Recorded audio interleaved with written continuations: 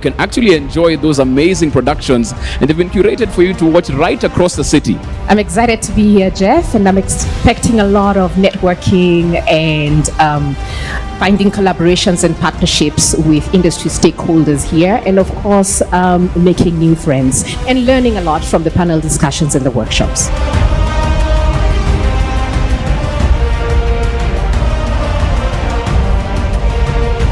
Today is dedicated to our film industry and the entire ecosystem, geared towards having fruitful outcomes as we kickstart this. The government is committed to supporting and nurturing film industry, recognizing the economic, social, and cultural significance.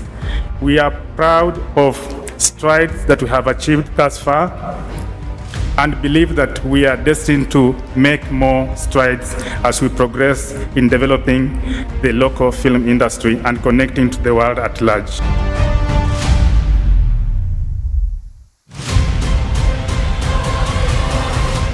Ladies and gentlemen, we are glad to have you. I've already mentioned that we have quite a menu for all of us.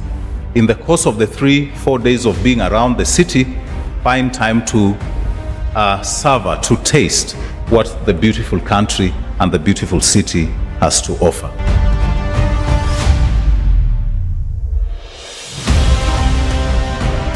The first trend we have noticed is partnerships. A long time ago we used to say, you know, that company, that one, MultiChoice, they are our enemies. We no longer can define our enemies. There are no more enemies. The person who actually determines who an enemy is yourself. Our expectations is to also be part of learning in the Kalasha film and TV market, because we are students ourselves and we want to make these connections because we are right in the heart of the industry as we enjoy the very good productions that have been made here in Kenya. As a government, we are committed to supporting and nurturing the film sector, and we recognize its economic, social, and cultural significance. We understand the importance of providing filmmakers with the resources, infrastructure, and opportunities they need to thrive. And in the spirit of collaboration, ladies and gentlemen, we invite filmmakers and the media professionals from across the globe to forge partnerships, share ideas, and explore new possibilities. Let this film market and the festive serve as a platform of dialogue, innovation, and inspiration. Thank you so much. And with that, the PS declares the Kalasha market officially opened. Thank you.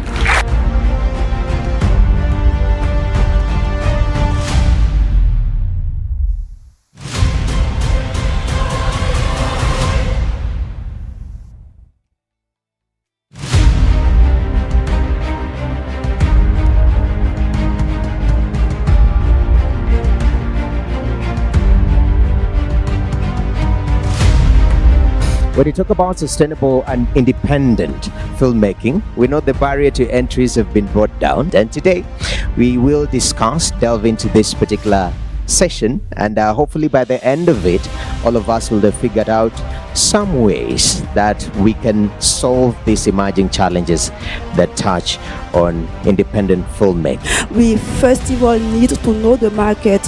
Why are we filming, and how can we gain money from the product we are involving in? And it is the job of the producers to know and understand in the market.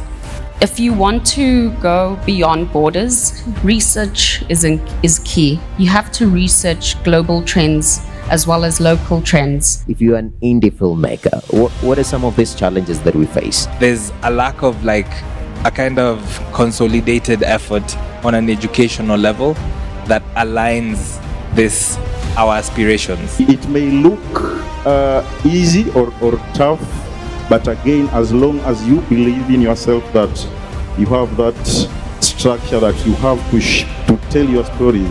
Anyone can do it. Anyone can tell this kind of story. You just need to come to Africa and see how things work and how people are here.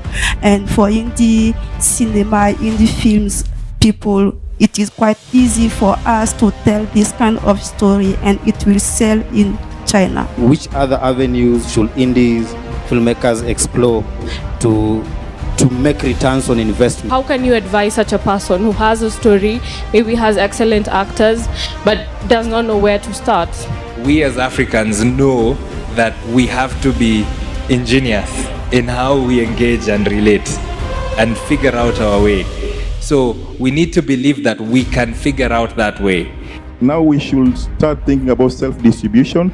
Then the next step, distributors will come after you. What is the place of a business plan for an independent filmmaker? And do you ever have an end in mind at any given time you are coming up with your story? So how can you make a business case as a filmmaker to anyone to say that this is an investment? You don't have an audience. And then we are always looking outside. We're saying, like Mr. Soko said, grow your audience in Africa and in the diaspora. But what about in Kenya? Passion and love for stories does not put food on the table, as we know. And it's been a major concern. It's come up a number of times in this room. So yes, we also do it for the money, but what industry doesn't? Show them that this is what I can do as a cinematographer.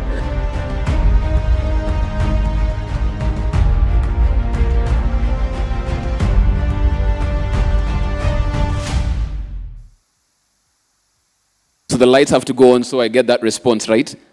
Ladies and gentlemen, good morning. Hi. This is Alliance, right? Alliance High School, Wasewa Bush. You do remember, everyone who has gone through this particular school, ukitoka, 20 years on, I went to Alliance. So that's going to be your future. Very soon, boys. This is which school? Itigo. Karibuni sana. Welcome. My name is Jeff Mote. We've been together for the past 2 days, getting into day 3 of the Kalasha International Film and TV Market Festival and Awards, and a lot has been learned for the past 2 days. Today, we're looking at matters money. If you're just joining us for the first time during the market, the theme is real money, the business of film where art meets commerce, and it's really been that balance of trying to understand how you can actually continue to have excellence in your craft, but at the same time make sure it's making money, it's making business sense. And that's really the conversation for today. In a bit, we'll be looking at the route to finance for creative business. How do you actually make sure you get your funding right? You have a project, you have the idea, an amazing storyline, you have the talent that you want to use, but you don't have the money. How do you seal that gap? Where do you get funding from? What are the options? That particular panel discussion is coming up in a bit. If you want to tweet about it, for those who are just joining us, of course, if you're in the booths, you can come in as well as you get into that particular discussion. The hashtags that we're using: Kalasha International Film and TV Market, hashtag Real Money, hashtag Kalasha Awards 2024. At this time, I'd also like to just pass our heartfelt gratitude for those who've been with us for the past 2 days, even as we get into day 3. Actually, yesterday, some people were leaving here as late as 10 p.m. We had a screening of Zari and a very interactive question and answer session after that in terms of, how to be a better actor, producer. Funding was also a big issue that came up during yesterday evening's discussion, and that took place yesterday, and we're getting into that particular discussion today as well. We'd also like to recognize the partners who've made this particular TV market possible. Communications Authority of Kenya, the Kenya Film Classification Board, National Film and Video Foundation South Africa, Copyright Tribunal Kenya, MultiChoice, StarTimes, Showmax, Alsberg SPI, Samsung, Goethe Institute, Anga Cinemas, Royal Tulip, Argyle Grand Hotel, Cameras Africa, Mind Me International, Sony, Jamii Telcom, Dormans, Madison Insurance, Kenbright, Kenya Film and Television Professional Association, Grisel Studios, The Bar, and Tikiti. Can you give these partners a big round of applause? Because really, without them, this wouldn't have been made possible, and they've really come together to make sure we experience this for the period that we've had this particular TV market, film and TV market session going on as well. But this time, it's all about creative business and how you can actually get that finance put right. And leading us in that particular discussion is Mr. Noah Kipkemboi. He's a broadcast journalist, 6 years of experience at a leading broadcast company in Kenya, the Standard Media Group, specializes in business journalism. So if it's about the route to finance, issues, money, here's a man who's been dealing with that. Can we please give a warm hand to our moderator for this particular session, Mr. Noah Kipkemboi?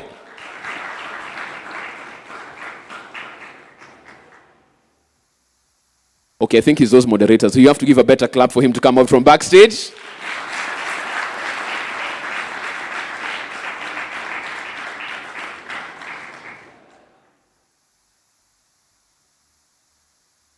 You think we should do it a third time? Third time could be the charm. You think so? Let's go for it. Why not? One more time. A round of applause for Noah Kipkemboi. Yeah. Told you. He wasn't sure. Here he is. Thank you so much. Noah, floor is yours. I appreciate it. Hello. Oh, I've taken the wrong microphone, but it's okay.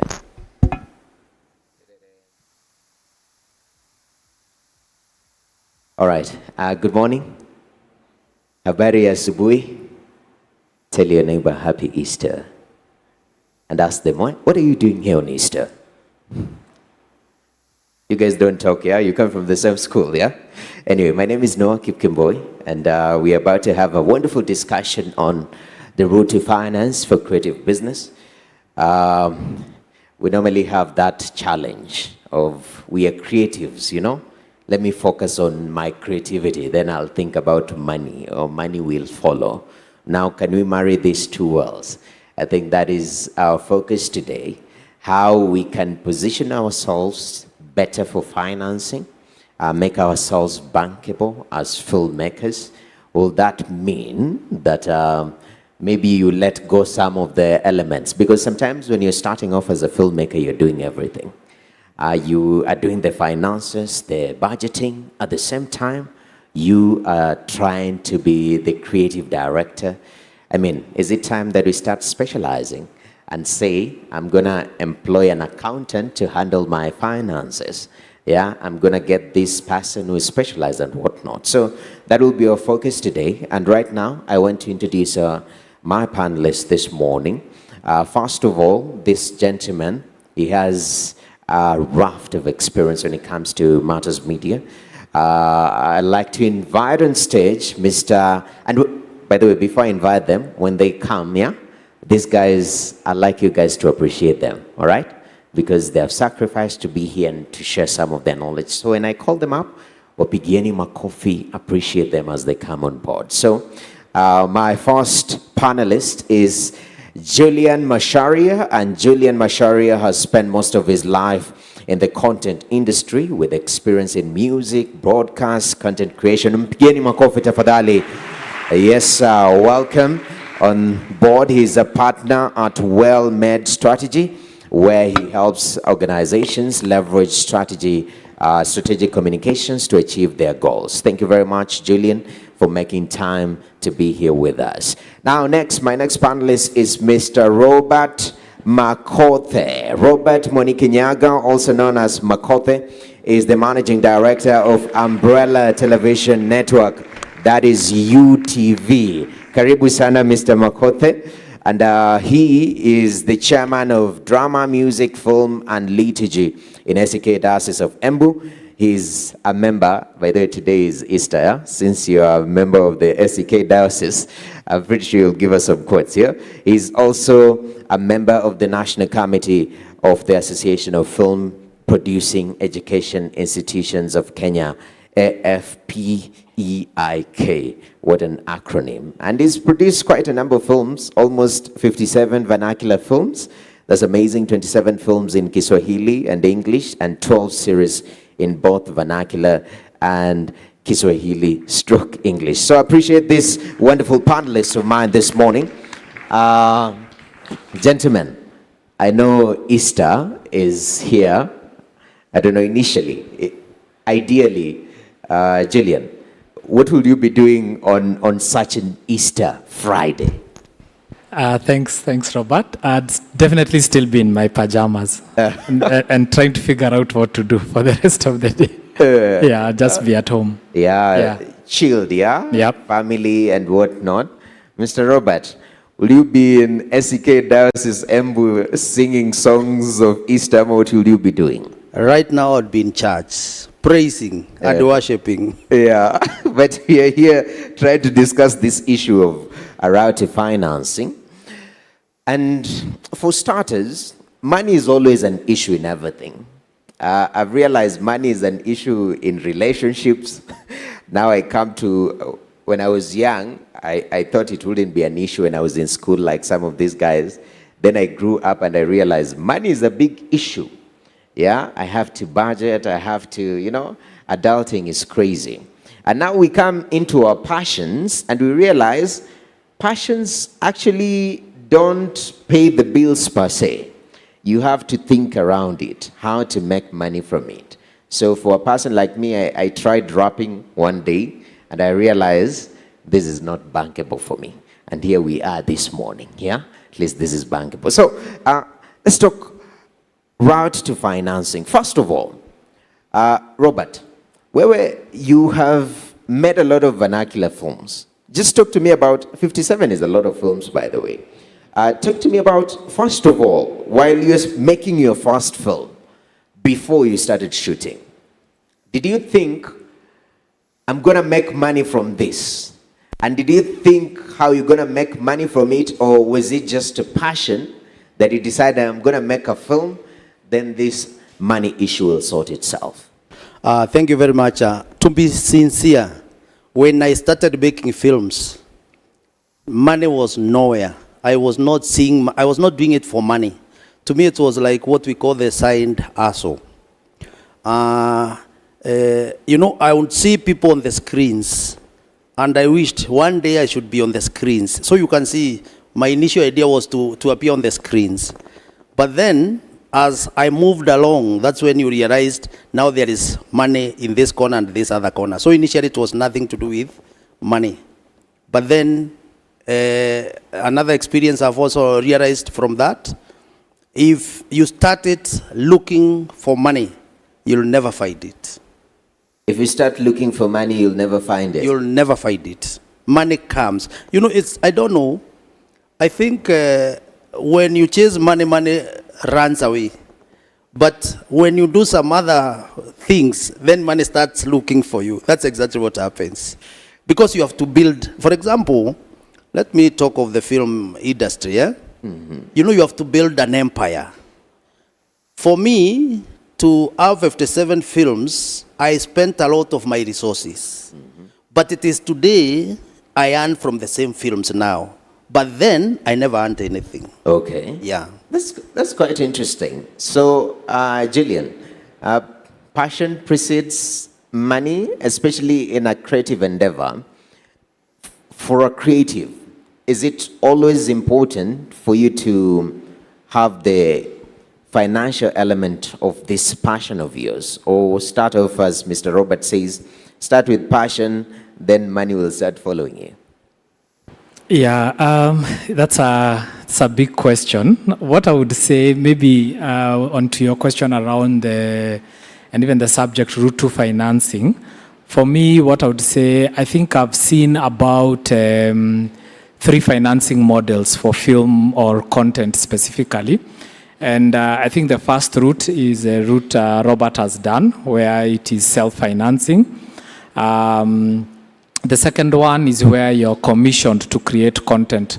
So the assumption being you have the skill of making film or TV, and someone hires you to do it for them, or even how you'd see a TV commercial. You have all these production houses. That's how they actually generate their income. Then a third one is where, depending on the content you want to make, someone finances you. So this would be either an organization or a donor, an NGO. So maybe you're doing a film around children's rights, you're doing a film around maybe safety, gender-based violence, whatever the case may be. In short, a content piece which probably people will not go to the cinema to go watch or watch on Netflix or YouTube and so on. So for me, I see about 3 categories. You have entertainment content, which we all know, your regular movie. You have knowledge-based content. So this could include the documentaries, Nat Geo, reality TV. Because to me, I think we've in my opinion, nowadays I don't use the word film anymore, because before, film was based on the technology, the 35mm film. But the truth is, it's what's on the film. So when you're watching a movie on YouTube, is it a film?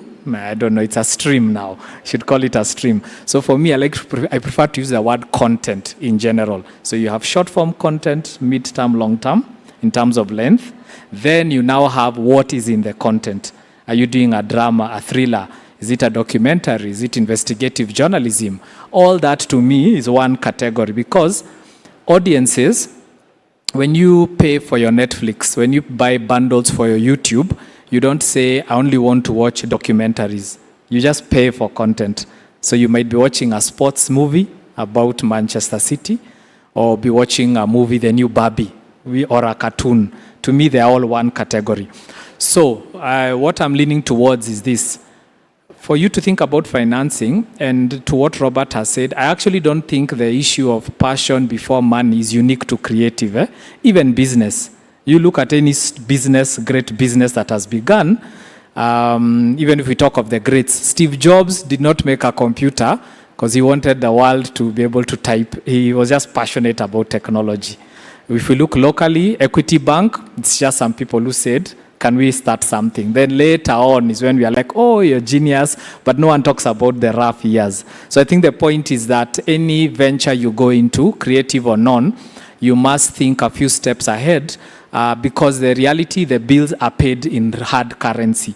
I wish you could pay Kenya Power with passion and tell them, if you know what I'm trying to do here, you'd give me space. The reality, the world needs resourcing. So the point is, it doesn't matter where it comes from, but definitely you need a plan. And there are some projects that will never get financing. And what I mean is they'll never generate their own money. For example, people who do expose, there are these documentaries and films you watch, they talk about oil industry, they talk about pharmaceuticals. No one will ever pay to watch it in the theater. So you have to have another model for that, because this is content that must come out, but it's not necessarily entertaining and catchy. Okay. That's a lot, yeah, to process on. And I'd like us to break that down, because when we think about a route to financing, you've given these different models. One of the models that Mr. Robert started with is self-financing. So this is your financing your passion from your pocket. Maybe it can extend a little bit to family and friends. Nisaidie na 5K hapa. I need to pay for the camera and whatnot. Let's look at that first of all. How do you effectively self-finance? Because I've seen people who've sacrificed in a way. They know they have this particular passion when it comes to filmmaking, but they understand it costs money. So the sacrifice they do is, I'll do this job, I have another job, I'll be saving from that, and once I accrue a particular amount of capital, I'll be able to go into investment. Robert, when you talk about self-financing, what was your approach, and is there an effective way of self-financing when it comes to content creation? Thank you very much. When I started, for example, I self-financed myself. That was one way. And that's where you raid on the kitchen budget. Sometimes you draw on paying some bills so that you can finance yourself. Fortunately, that time when I started doing the films, that was 2004, I was a teacher. So I could sometimes have some budget from my salary. But it was also not very easy. Then there is this other aspect of, I looked at so many ways, self-financing. I started with having a team, group. You decide each one of us contributes, say, that time we were contributing about 2,000 shillings. But then, the minute you have that content, who owns it? For example, I can remember that was 2006. We produced a very good film at a team. Kila mmoja wetu alikuwa ametoa kama 3,000. Then, we have a very good film now. Where, you have to sell it. And where do you sell it? Those days, we were selling in the streets, in the DVDs. So you find, among the team of 10, 2 are very aggressive in the market. Mtu anauza, kama mimi, I remember 2006, I was able to sell 5,000 DVDs at 100 shillings. Okay? In about 3 months. In the same team, there is another one who has sold about 500 copies only. In the same team, somebody has not sold anything. Now, when it comes now to sharing, the same person who has not sold anything is also expecting from you. And that's how I realized the team inakuzuia.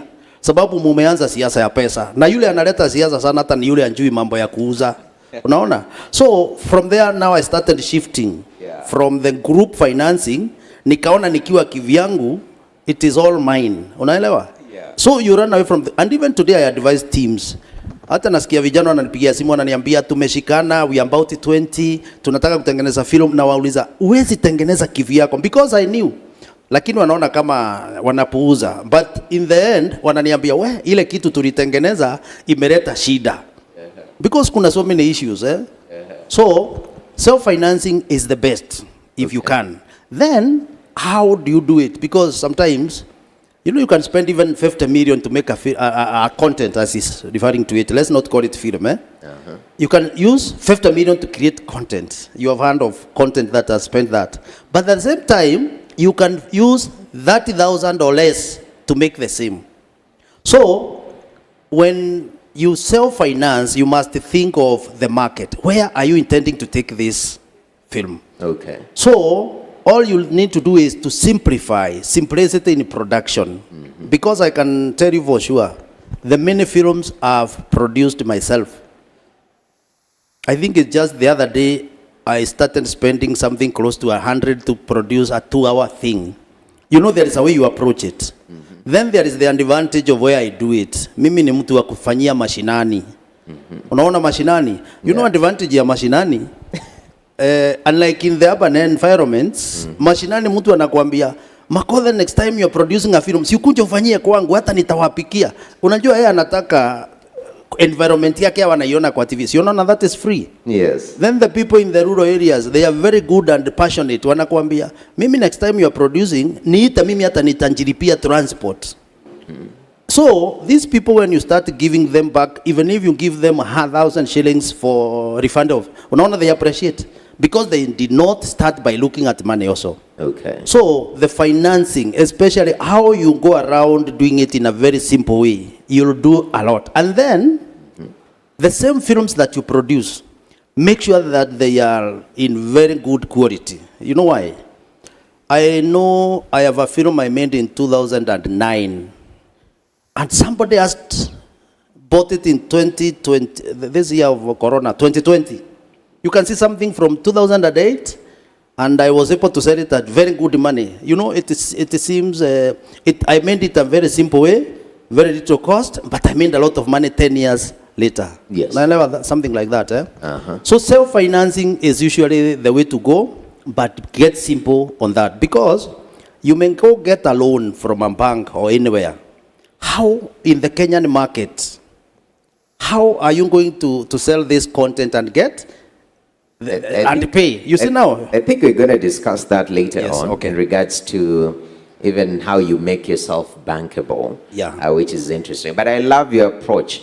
And I don't know, for those of us in the audience, there's somebody sitting next to you. Ask them, why were you in 2006 when Robert was selling the films, the 100... at 100 boba DVD, and you sold like 5,000. Where were you? Some of you were being born, 2006, that is how many years ago? That is around 18 years ago. 18 years. I know majority of some of these guys were not yet born, imagine, So salute to the OGs, all right? All right. So, Gillian, still, before we take it a notch higher, because we understand a lot of people start with self-financing, in the content game. Yesterday I was talking about the barriers to entry when it comes to creating content. They have really been brought down. Today with a good phone, you can produce something amazing, and people are doing amazing things at very minimum cost because of how technology has changed. But when it comes to that aspect of self-financing, is there a way to go about it? Is there a diligent way that we've seen more success cases? Unlike where people have self-financed and run dry after a while, or running on fumes after a while. Is there a particular approach when it comes to self-financing that we can take as filmmakers and content creators? Yeah, I think the short answer is no. I don't think there is one way or any perfect formula. I think like anything else in life, it's a lot of trial and error. What I would say is, and I really like listening to what Robert is saying. So I think for me, in my experience, when I started creating content, I would want to say the first sort of financing I got was from my older sister. And the form of financing I got, I used to live with her. So she covered my rent and my food and gave me bus fare. That's all I needed at the time. You see, the skill I had. So I knew what I wanted to do. But when I compare with someone maybe who has to cover all those costs, you can imagine they have to have a day job. Me, I didn't. What I mean is that my first role, I was a studio engineer, but I was being paid very little money. But the reason I could keep doing it, I didn't have rent, food, fare to worry. So I could dedicate my entire Sunday to Sunday on it. So that was my initial financing. So what I want to bring about here, when you think of, and maybe let me change the word of financing, let's call it resourcing. Because sometimes it's not the cash you need. What you need is equipment and time. Equipment and time can solve a lot of problems. So for me, my early projects, I had access to a full studio. I had friends my age who also wanted to create something. So whoever owned the studio at the time, in fact, unfortunately, he passed on, Bruce Odhiambo, where I was working, allowed us to work. So he used to tell us, you finish my work, then if there's no client, you guys do whatever you want. So we had the equipment, we had the skill, so we had the resource. But I'm sure if I was to value the project, I would not have been able to raise the cash. So I think the first thing to think about, ask yourself, and I like what Robert has said, first, what do you want to produce?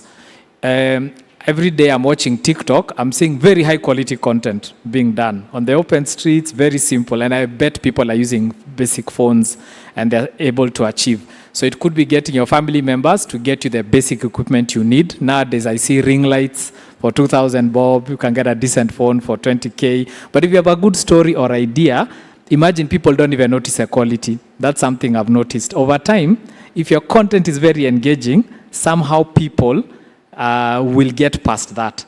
And once you have a captive audience, people will start approaching you and saying, I see you're trending. I've noticed everyone is watching you. I've noticed you have 1 million followers, 1 million likes. It is very easy now to come to a Robert and say, look, me, I have ideas. I did this with a phone. He will see and say, oh my God, this is a talent. Then he'll tell you, come. Now I'll give you the whatever barriers you have. So I think when you're starting out, talent is your currency initially. Talent is, we've all watched all these shows of X Factor, American Idols. When they go on stage, they don't even have fancy clothes, but what they have is they've perfected their voice. Once you're on that stage, you know doors start opening after that. Now for content, of course, it's different.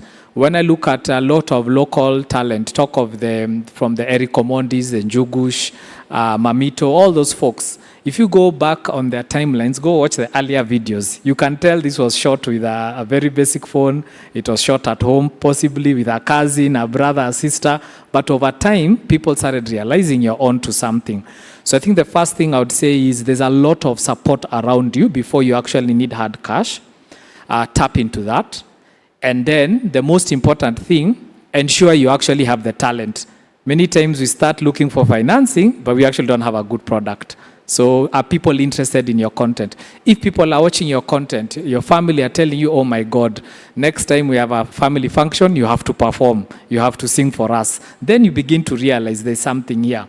Tap into the existing platforms. I gained so much growing up from the church ecosystem. So I used to do a lot of stuff in my local church, in the youth group. And what would happen? You do performances, you do stuff, you film. People in the audience come and say, wow, you really entertain us. You're really good at this. How can we help? Make sure you have your list. Say, oh, I just need a smartphone. Oh, I just need help with a tripod. Oh, I just need help with the lights. And you begin to build. So to me, resource mobilization could include cash, if your family is able to support you. If not, just as Robert has said, someone is saying, me, I just want my house to be seen. Give me a scene. I just want to say I've ever done a movie. So the same creativity you apply to your content, think around how other people are doing the same. Wow. So people are resources. Even before we reach the money, the hard currency, I mean, a friend can help you. I always use this example because I suffered so much on a film set. I was boom swinging, yeah? I was shaking. I was young. I was famished. And this guy tests me. I'm there, you know. And I realized that I was part of that surrounding of filmmakers. And she was like, Noah, come and boom swing on my set. Now, initially, if you don't have a budget for that, I'll do it because I'm passionate. So how can we tap into the passion and the people around us to sort of help us achieve our dream and buy into this vision? I really like that. And I'm glad that you've touched on the issue of talent and content, because in the age where we are seeing so many people going into content creation and making it big, until we sit there in our couches and we're like, maybe I also have the same thing, you know? And we convince ourselves, now I'm going to look for money to finance this. And maybe you don't have the content itself or the talent itself.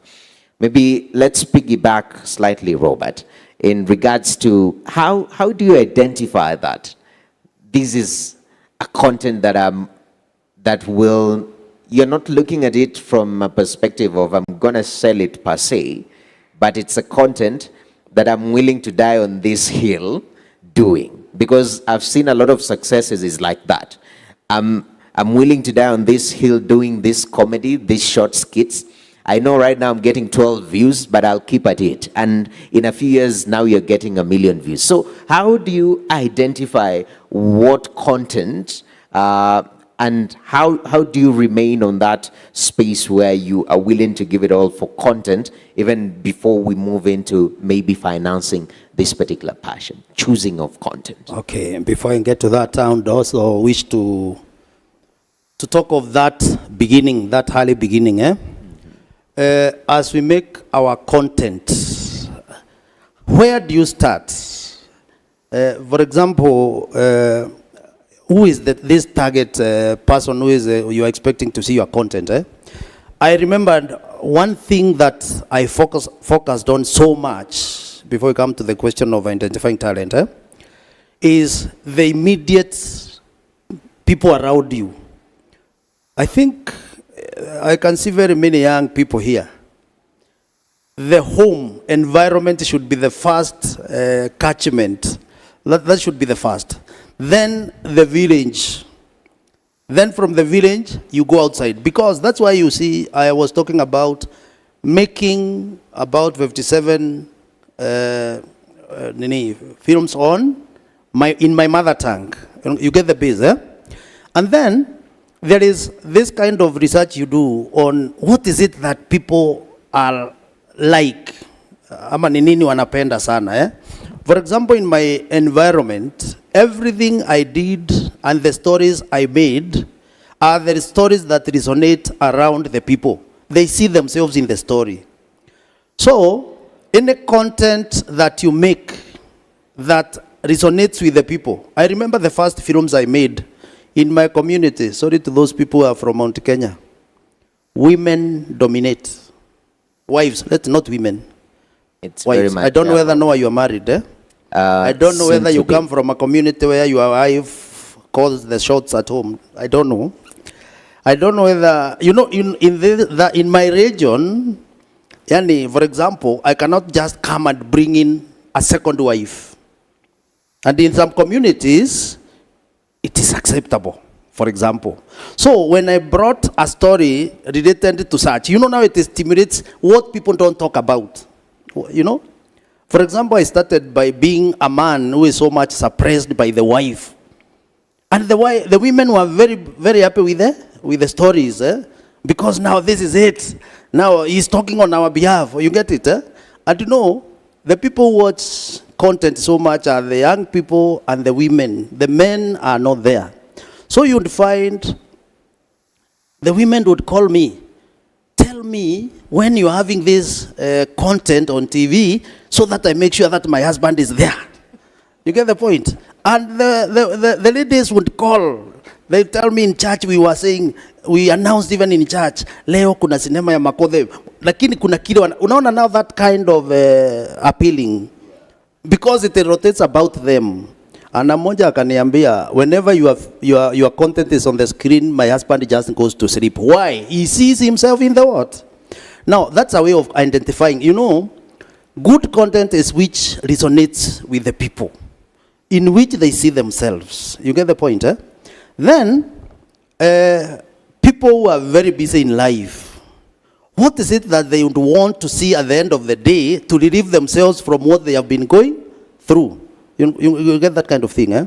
So that is around where I've been moving around. For example, I can give a very simple example of content. I think now it has about 7 or 10 million views, eh? It's a content I have made with a young girl called Anita. Nani anajua vituko vya Anita? Si umeziona? Hebu inua mkono kama umeona, because I may be talking. That is very encouraging. If you go on the YouTube, you see viewership. Why? Because the content is on it's around the people. So identification, the research on what people want, what is it they want to see, how is it communicating to them. I think that is one of the simple way of identifying the best content. And then the other problem is you yourself, you must listen to yourself. You know, kuna wakati kila mtu alikuwa gospel singer. Wale watu wanaenda kwa kanisa wanasema msisikize sauti, sikizeni ujumbe. Meaning you are not talented, eh? You must listen to yourself, understand yourself. Yes. Are you passionate? Is this thing in you? Ama ni kitu na force? Is this something in you or is something you are forcing? I can tell you, if you feel that you have it and you bring it out, God will take the rest and you'll go to where you want. Okay. I don't know whether I've answered your question. Yeah, I think I'm glad you've brought out the issue of content identification and what resonates. Yeah. I mean, Julian, in that regard, especially we are in an age of trends. This age is quite interesting because what is happening today, tomorrow has totally shifted. And sometimes even as creatives, you feel like you are always running after something. I don't know whether there is that friction of remaining loyal to what you initially started with, vis-a-vis moving with the changes that are happening on the industry, and how do you navigate on that? Yeah, I wish I also knew that question. I'd also be a superstar by now. But I can only say my observation. So there's something Robert said at the beginning, that if you start chasing money, you'll never make money. You know, if that's your intent. Though in that same breath, what I would say is, okay, let me construct, I think, what I'm trying to say. I think there is an element of, he talked about the target audience. So maybe the difference, and I think it's a very different experience for most of you who are much younger than Robert and I. When we were creating content those days, and I also want to touch on the issue of how do you know what's good or not, we didn't have social media then. So you just had to trust your gut instinct. And it was a lot of trial and error, where you'd make one piece of content, it tanks, no one is interested, then you make one. So in my experience, in fact, I used to joke with my colleagues those days, because I started my career doing music production. And I remember the tracks I would make or albums we produced, the ones I didn't like used to hit. The ones I liked never used to go anywhere. So I used to say, the one that doesn't work, invest in that one more. So it was like a counter sense check. And I never really got it right. So what I would say is that I think the difference now with social media, you get feedback faster. So in our days, you had to invest, do posters, distribute, market. Then you'll only know 6-7 months down the line that, oops, maybe it was not such a good idea. So I think when you're starting out, before you actually have a, can I say, a defined style or sound or brand, experiment. Some people are very clear from the onset on what they want to do. They are very clear on what they want to achieve. And then keep pursuing it. Because what I believe, the one thing you're really good at, if you become the best, like Robert said, eventually people will gravitate towards you. Because sometimes I say, you never know in life, maybe the reason you're different is you're the next revolution. You're going to be the game changer. But at the time, you always look like, whatever you're doing doesn't make sense. Nevertheless, as long as there is progress in terms of your audiences. So if you're producing content, you do one today, you do another one next month, next year, and more and people are beginning to say, wow, I see where you're going, I see what you're doing, then you're on to something. But being unique does not mean you're good or different. Like there's a meme I saw yesterday. An axe for chopping firewood, but the blade is made of wood. So it's a wooden axe. So it's saying it's unique, but it's not useful because it can't chop anything. So you have to be careful that your uniqueness is still practical and it's still useful to what people want to watch. The issue of trend chasing, it's very easy to trend.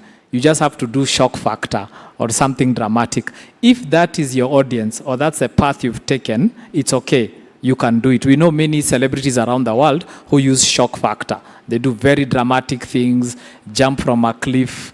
Some people use nudity. All that is part of the content industry. As long as you're okay with it, then you go down that path. So I think the big thing is you identify where you feel you're strongest.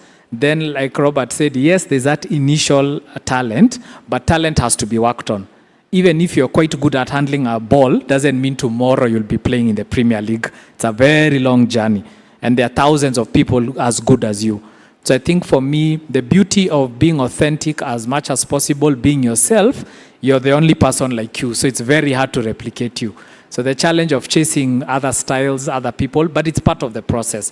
Before you find your style, you might have to imitate, replicate. Then over time, you'll begin to realize, I like this style.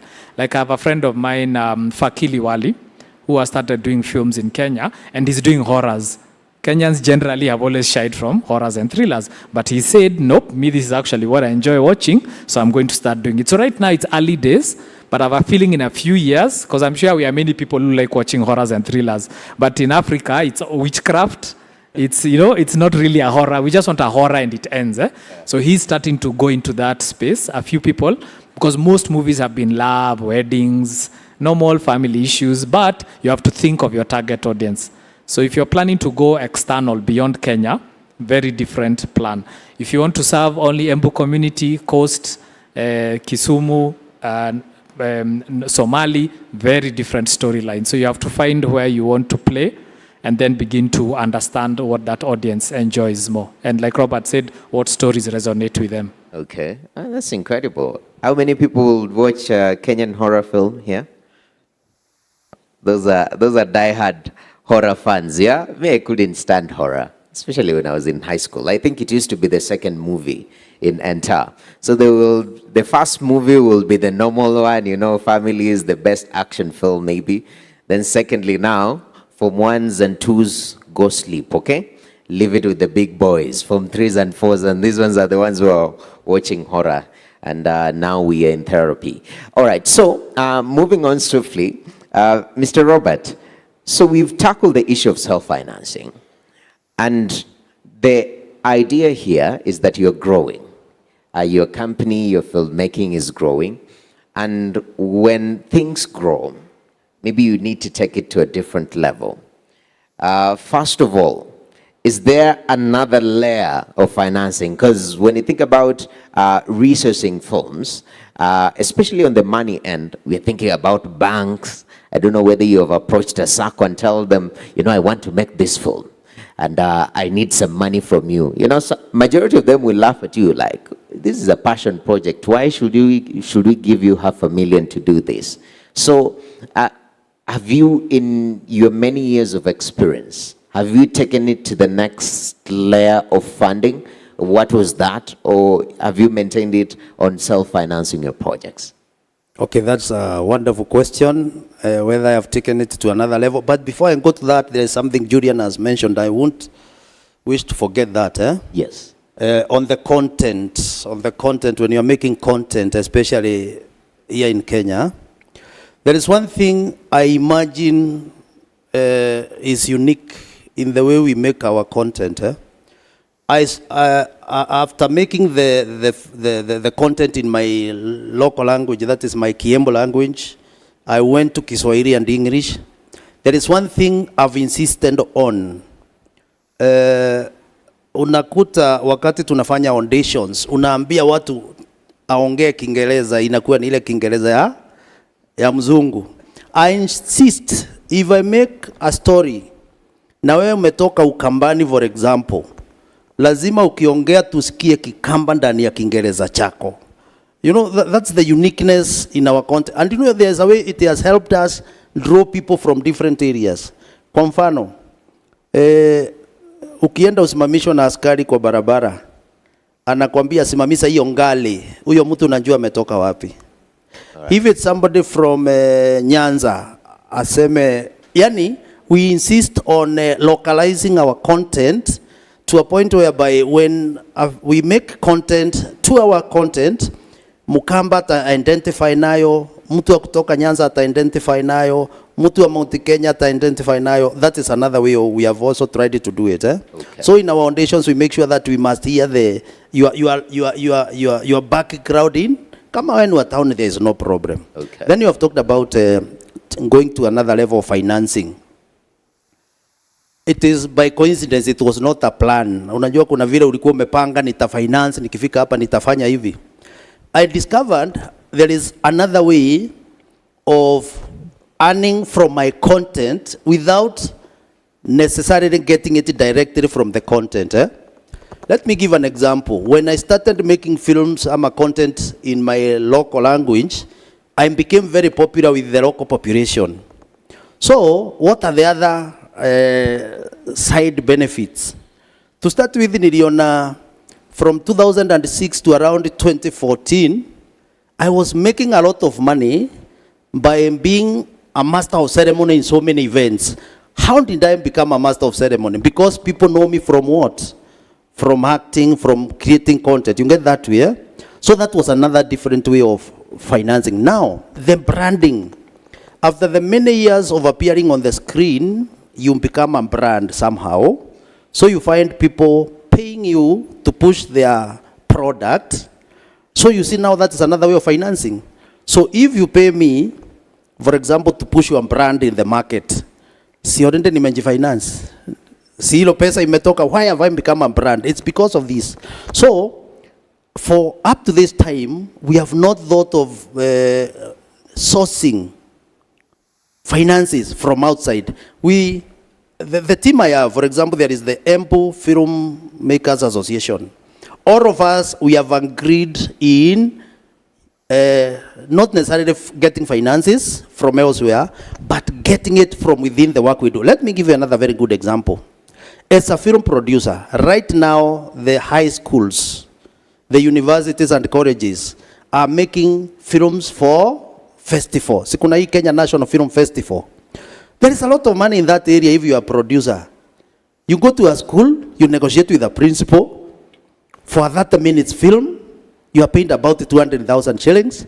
If you make about 20 films between January and March, have you not self-financed yourself? So that's the kind of approach we are looking at it. And that's why you find when we come, for example, in the Embu area, the filmmakers from that area, we rely so much on self-financing, but differently now, not from your pocket. You do work, then you have money. And that's why we are able now to make content. And this content, you can push it either in YouTube, you can push it into the few TV stations that are buying. You see now you are self-financing. Okay. So that's the way we have approached. Because the greatest mistake I believe up to this time you can make is, for example, go get some 500,000 to make content. How will you, in the Kenyan market, let's look at it as it is. Kama huna bahati. Unajua nilikuwa na bahati sijui ni mwaka jana. Kuna mtu alichukua filamu yangu na akanilipa a lot of money. Yes. Unaona? Hiyo ni kuangukia. So where do you take content in Kenya? Let's be sincere. All right. Hakuna. So lazima ufikirie how to be self-sustaining in the industry. Okay. And it is very easy. Okay. That one I can assure it's very easy. That's incredible. So looking at the different channels that you can and riding, even popularity itself, some of these opportunities that do come. Yeah. Mr. Julian, while we were chatting backstage, you have the idea of specialization. As a filmmaker, I don't have to always think about how the money is being handled. Like, it reaches a level where I can focus on the craft. And I'm very confident that somebody else is focusing on the finances and whatnot. So this brings in the question. First of all, where does that come in? Can it come in from the onset, or when you've laid the foundation, you are growing, now you establish this specialization, and with those structures, does it give you an advantage to better position yourself on matters resource mobilization? Yeah. So I think let me answer it in two parts. Maybe the first one is based on the question you asked, Robert, around formal financing. What I would say is that even beyond banks, anyone, and maybe I can ask the audience, do you lend money to someone who doesn't pay other people's debts? If you've had Noah rarely pays, would you give that person a loan or lend them money? So that's how institutions process.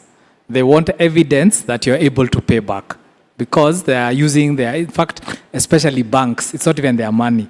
It's depositors' money. So there are so many rules and regulations around that. But even if you got a private investor, family member or someone who is passionate, remember they hope to get their initial amount back and possibly a profit on top.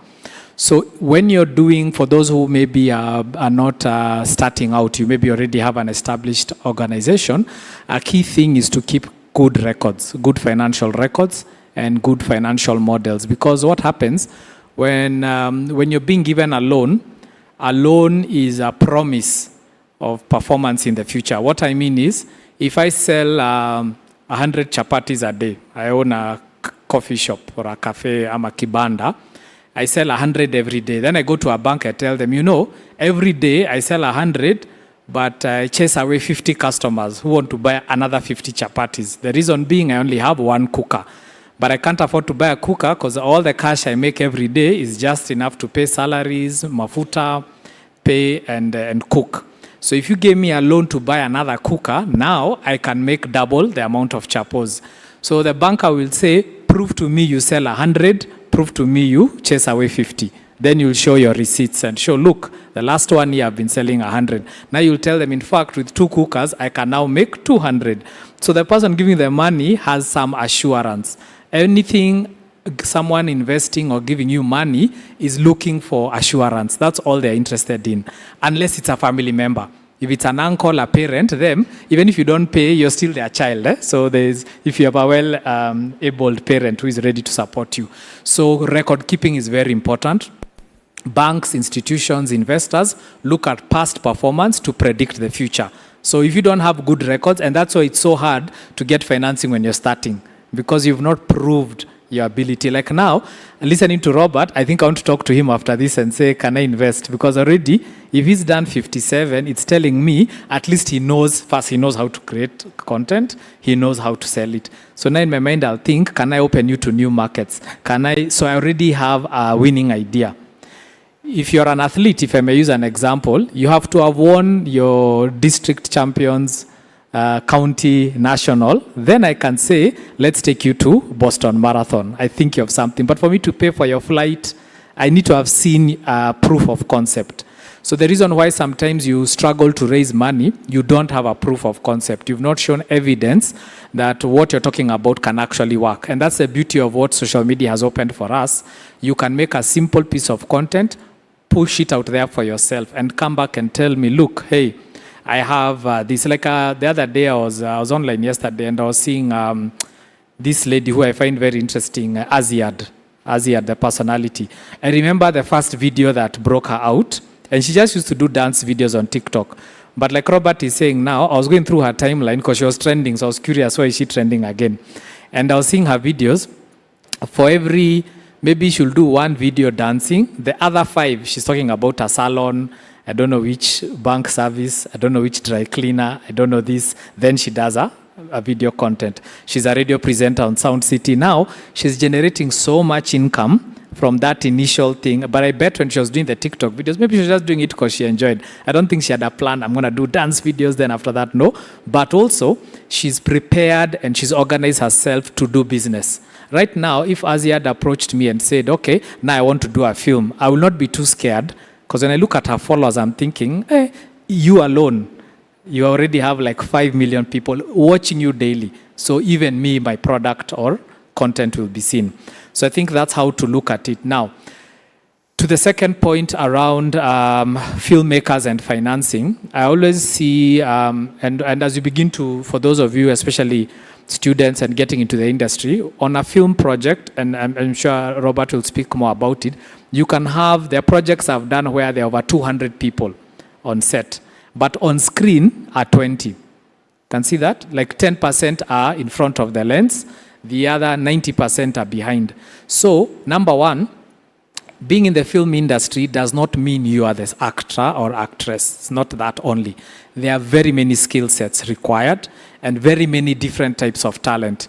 The people who've done this stage, I'm sure it looks beautiful, right? There's someone who's done this, set designer.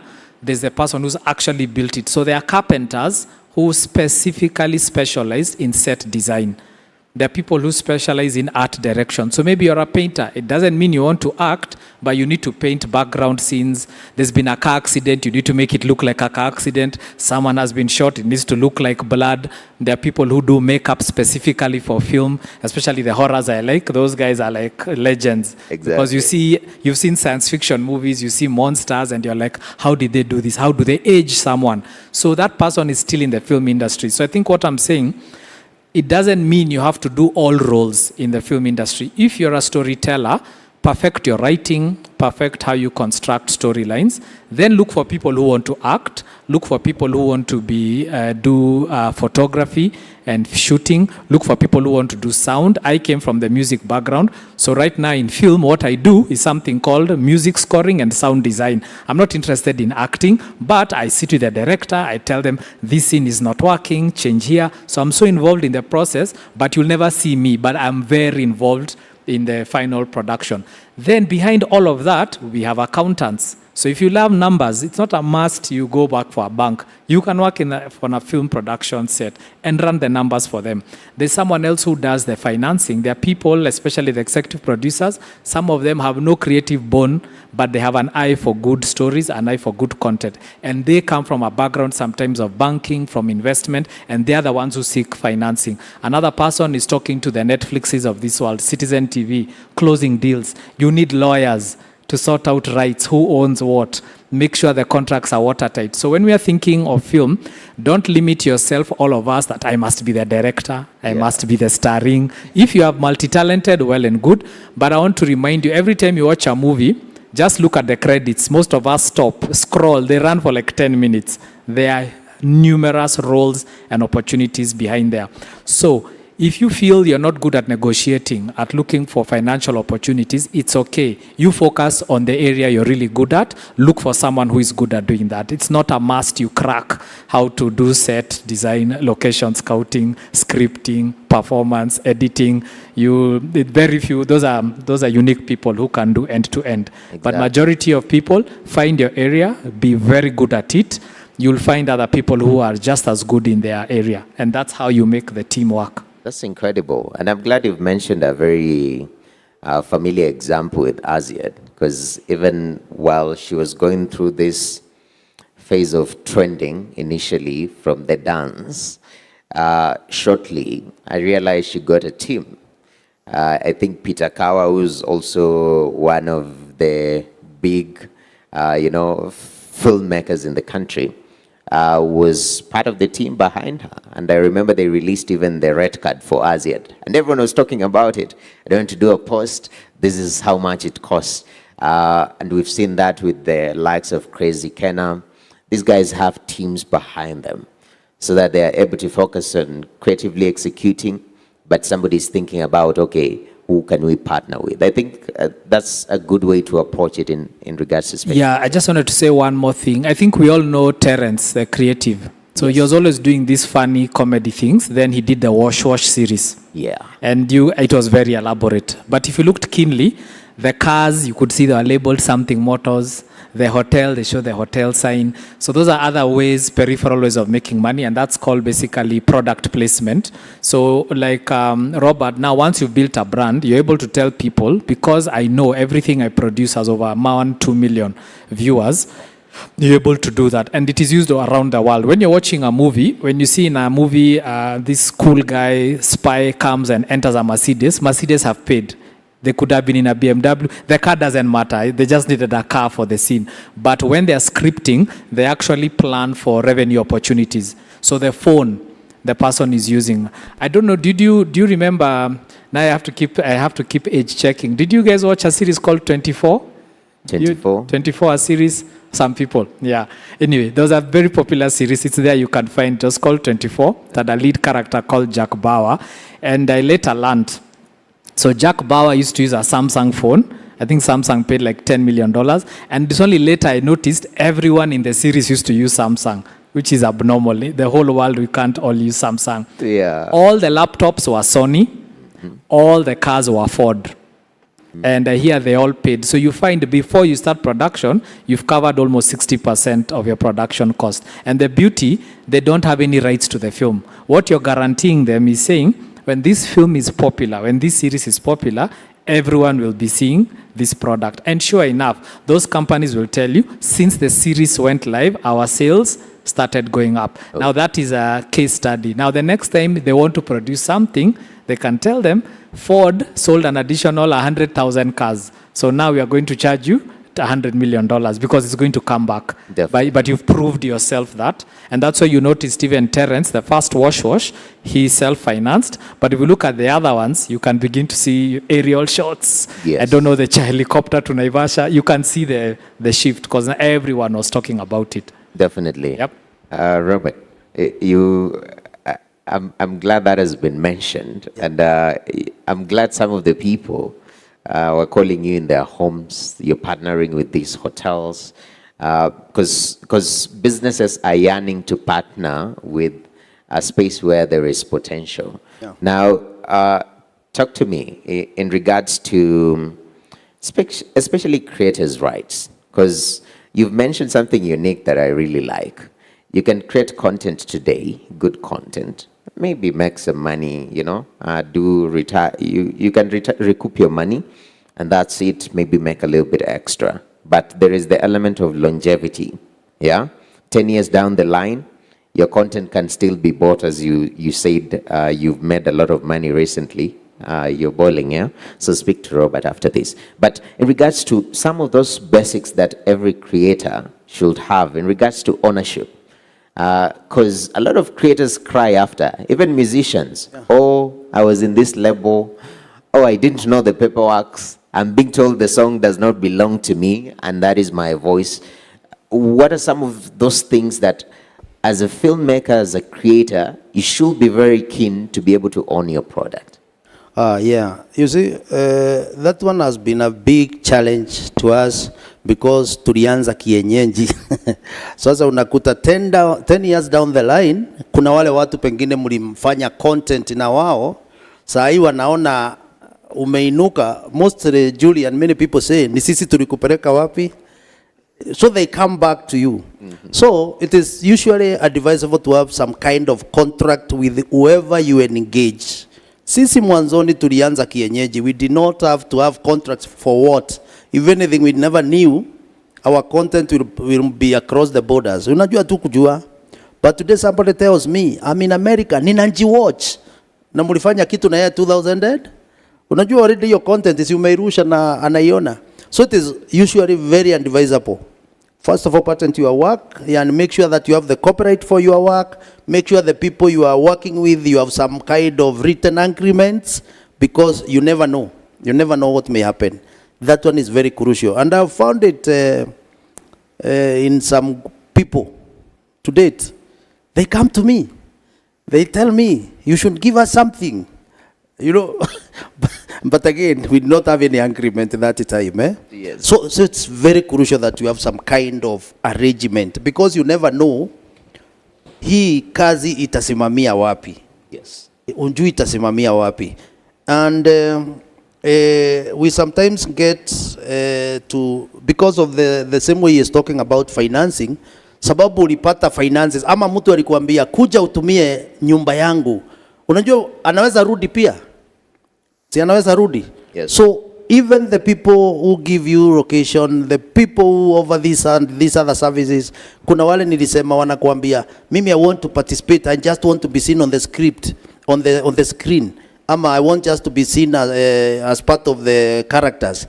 That kind of person, as much as anajisemea na mdomo wake ati yeye hataki kuuliza kitu, wacha andike contract. Yes, let's see, because the world is changing. Yes. The world has changed. So much has changed.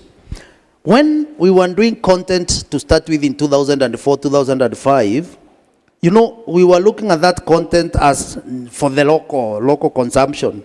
But today, that good content which has survived the 20 years is now everywhere, you see?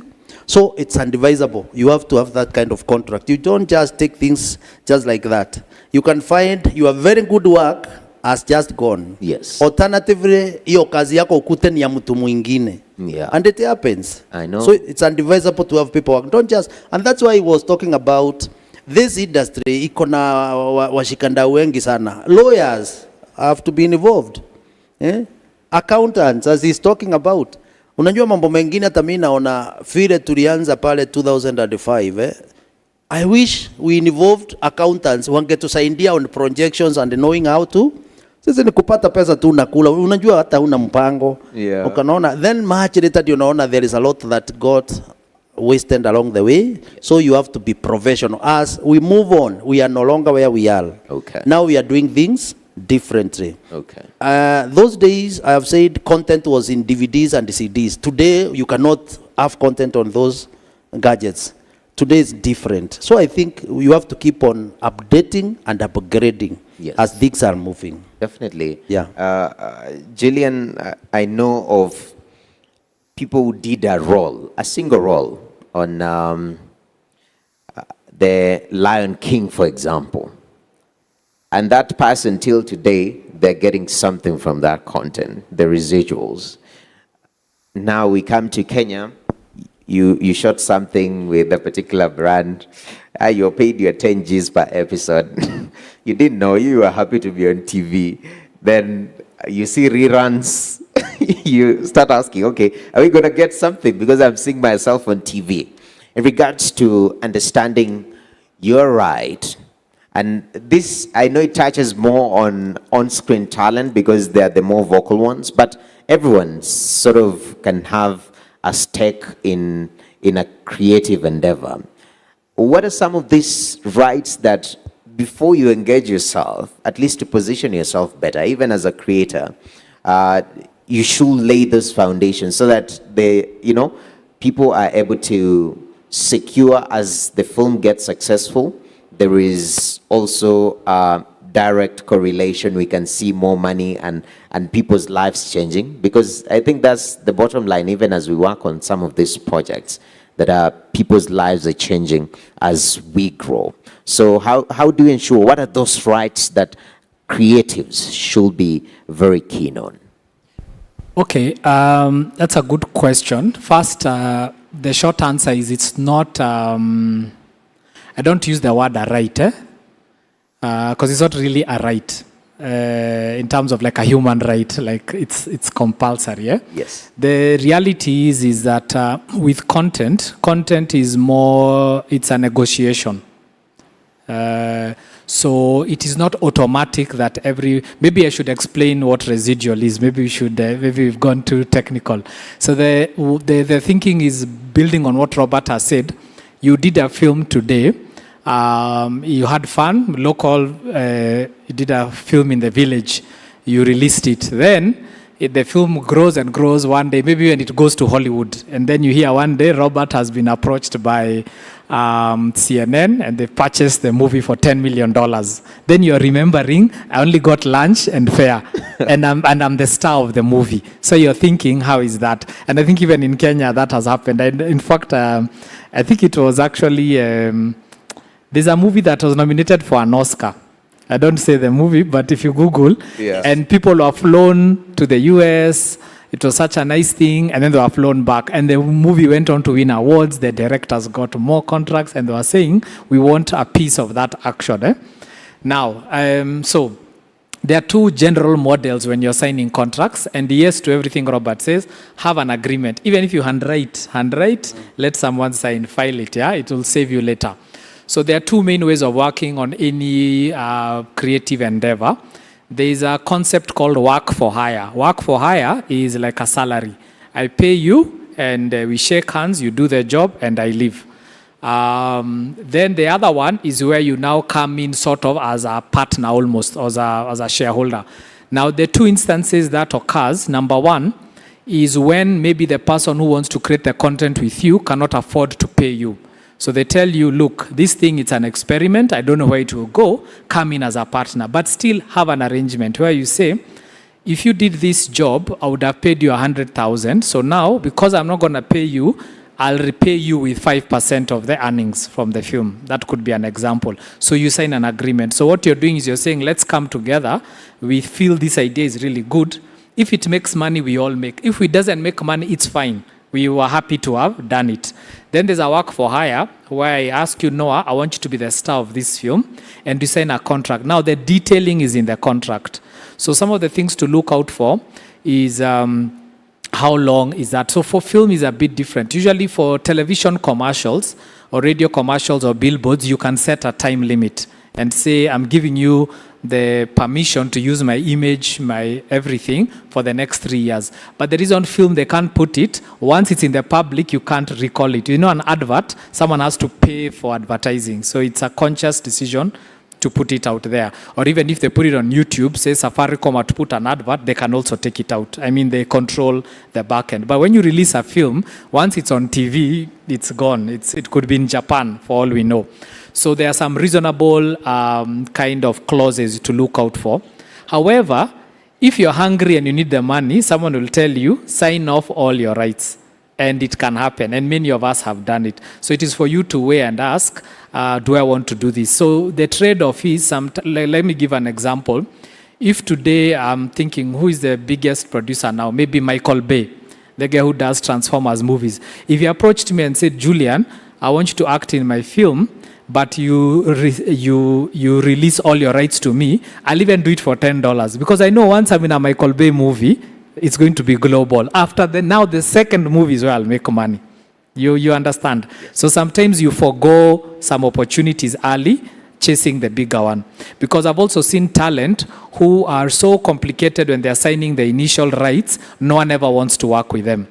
So a case in point is, there's this actor, some of you may know, he's called Keanu Reeves. And there's a movie he did called The Matrix. He had been acting for many years before that. He was an A-list actor. But when they were working on the production of the movie The Matrix, what happened is they ran out of money. And the studio that was financing them said, no more, find a way. So he said, you do this, we must finish this film. It's so good, we must finish. He said, cut my salary. Whatever you're going to pay me, which I think was like $20 million, put it in the production set. But before that, he signed an arrangement that I will now be a shareholder of the Matrix franchise. Okay. He did the film, finished. Like he said, wakaangukia. The movie made like $1 billion. After the movie came out, they made a cartoon. After the cartoon, they made a video game. After a video game, now you can buy characters. So Keanu Reeves has probably made maybe $400-500 million from that one project. In fact, well, this is a weird thing. He doesn't even have a house. He lives in hotels only. That's how wealthy he is. He doesn't. He said he's not interested in. He loves staying in hotels, but he's making so much money from that one project. But he also took the risk. Remember, if he since he kind of gave them, he invested in the film. If the film went sideways, he would not have any claim. Yes. So the residual model is nice, but it works both ways. Okay. In theory, also if the movie does not do well, technically, people should come to you and say, we still have a debt you need to pay. Because now you're a fellow investor. Yes. So residuals is a tricky thing. Okay. For me, when you're starting out, I think simply sign work for hire, shake hands, malizana, because there's no guarantee the movie will do well. Okay. But if you're approached by a big studio, Disney, Sony, you know they have no bad films. That movie is going to launch your career. We saw what happened with Lupita Nyong'o. She just needed to do feature in one film. After that, her life has turned. So when you have a big name, a big brand, that's when you can demand residuals. The concept of residuals is saying there are people who will come to watch this movie because I'm in it. But Julian, who is unknown as an actor, I cannot demand that upfront. Very, very difficult. So remember, it is business. So it's a negotiation. Definitely. Yeah. So know where you are playing, know your lane, first of all. Exactly. And what do you want to get? Do you want this to launch your career? Do you feel you've arrived and you want to get money? And there's some story or content when you see, you can tell this thing is going to be big. So you can tell them, it's okay, pay me less, just give me 1% and take a risk. Exactly. Yeah. Yeah, that's amazing. That's incredible. Mr. Director, how much time do we have?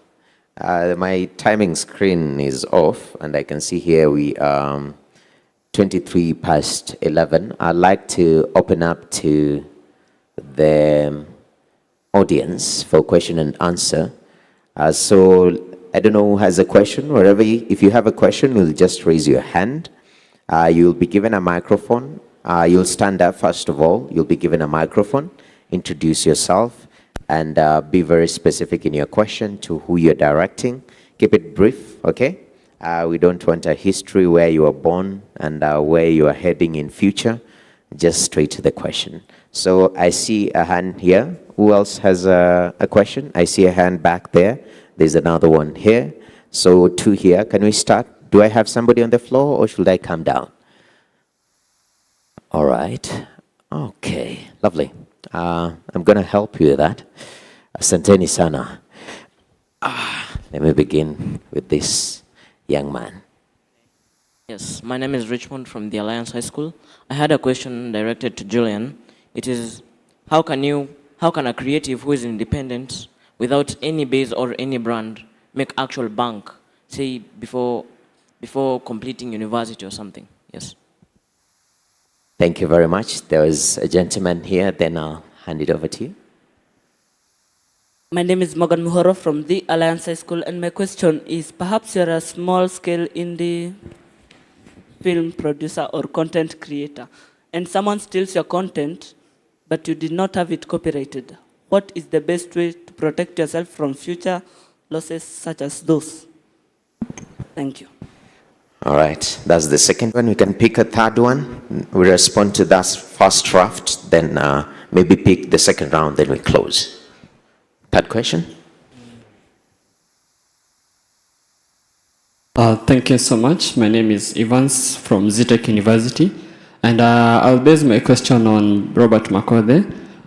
Since I've been watching the films that you have been producing, as a person who is starting and you really want to engage in having to start up like a company or something in film, but you said you went away from the group. How can you start on your own?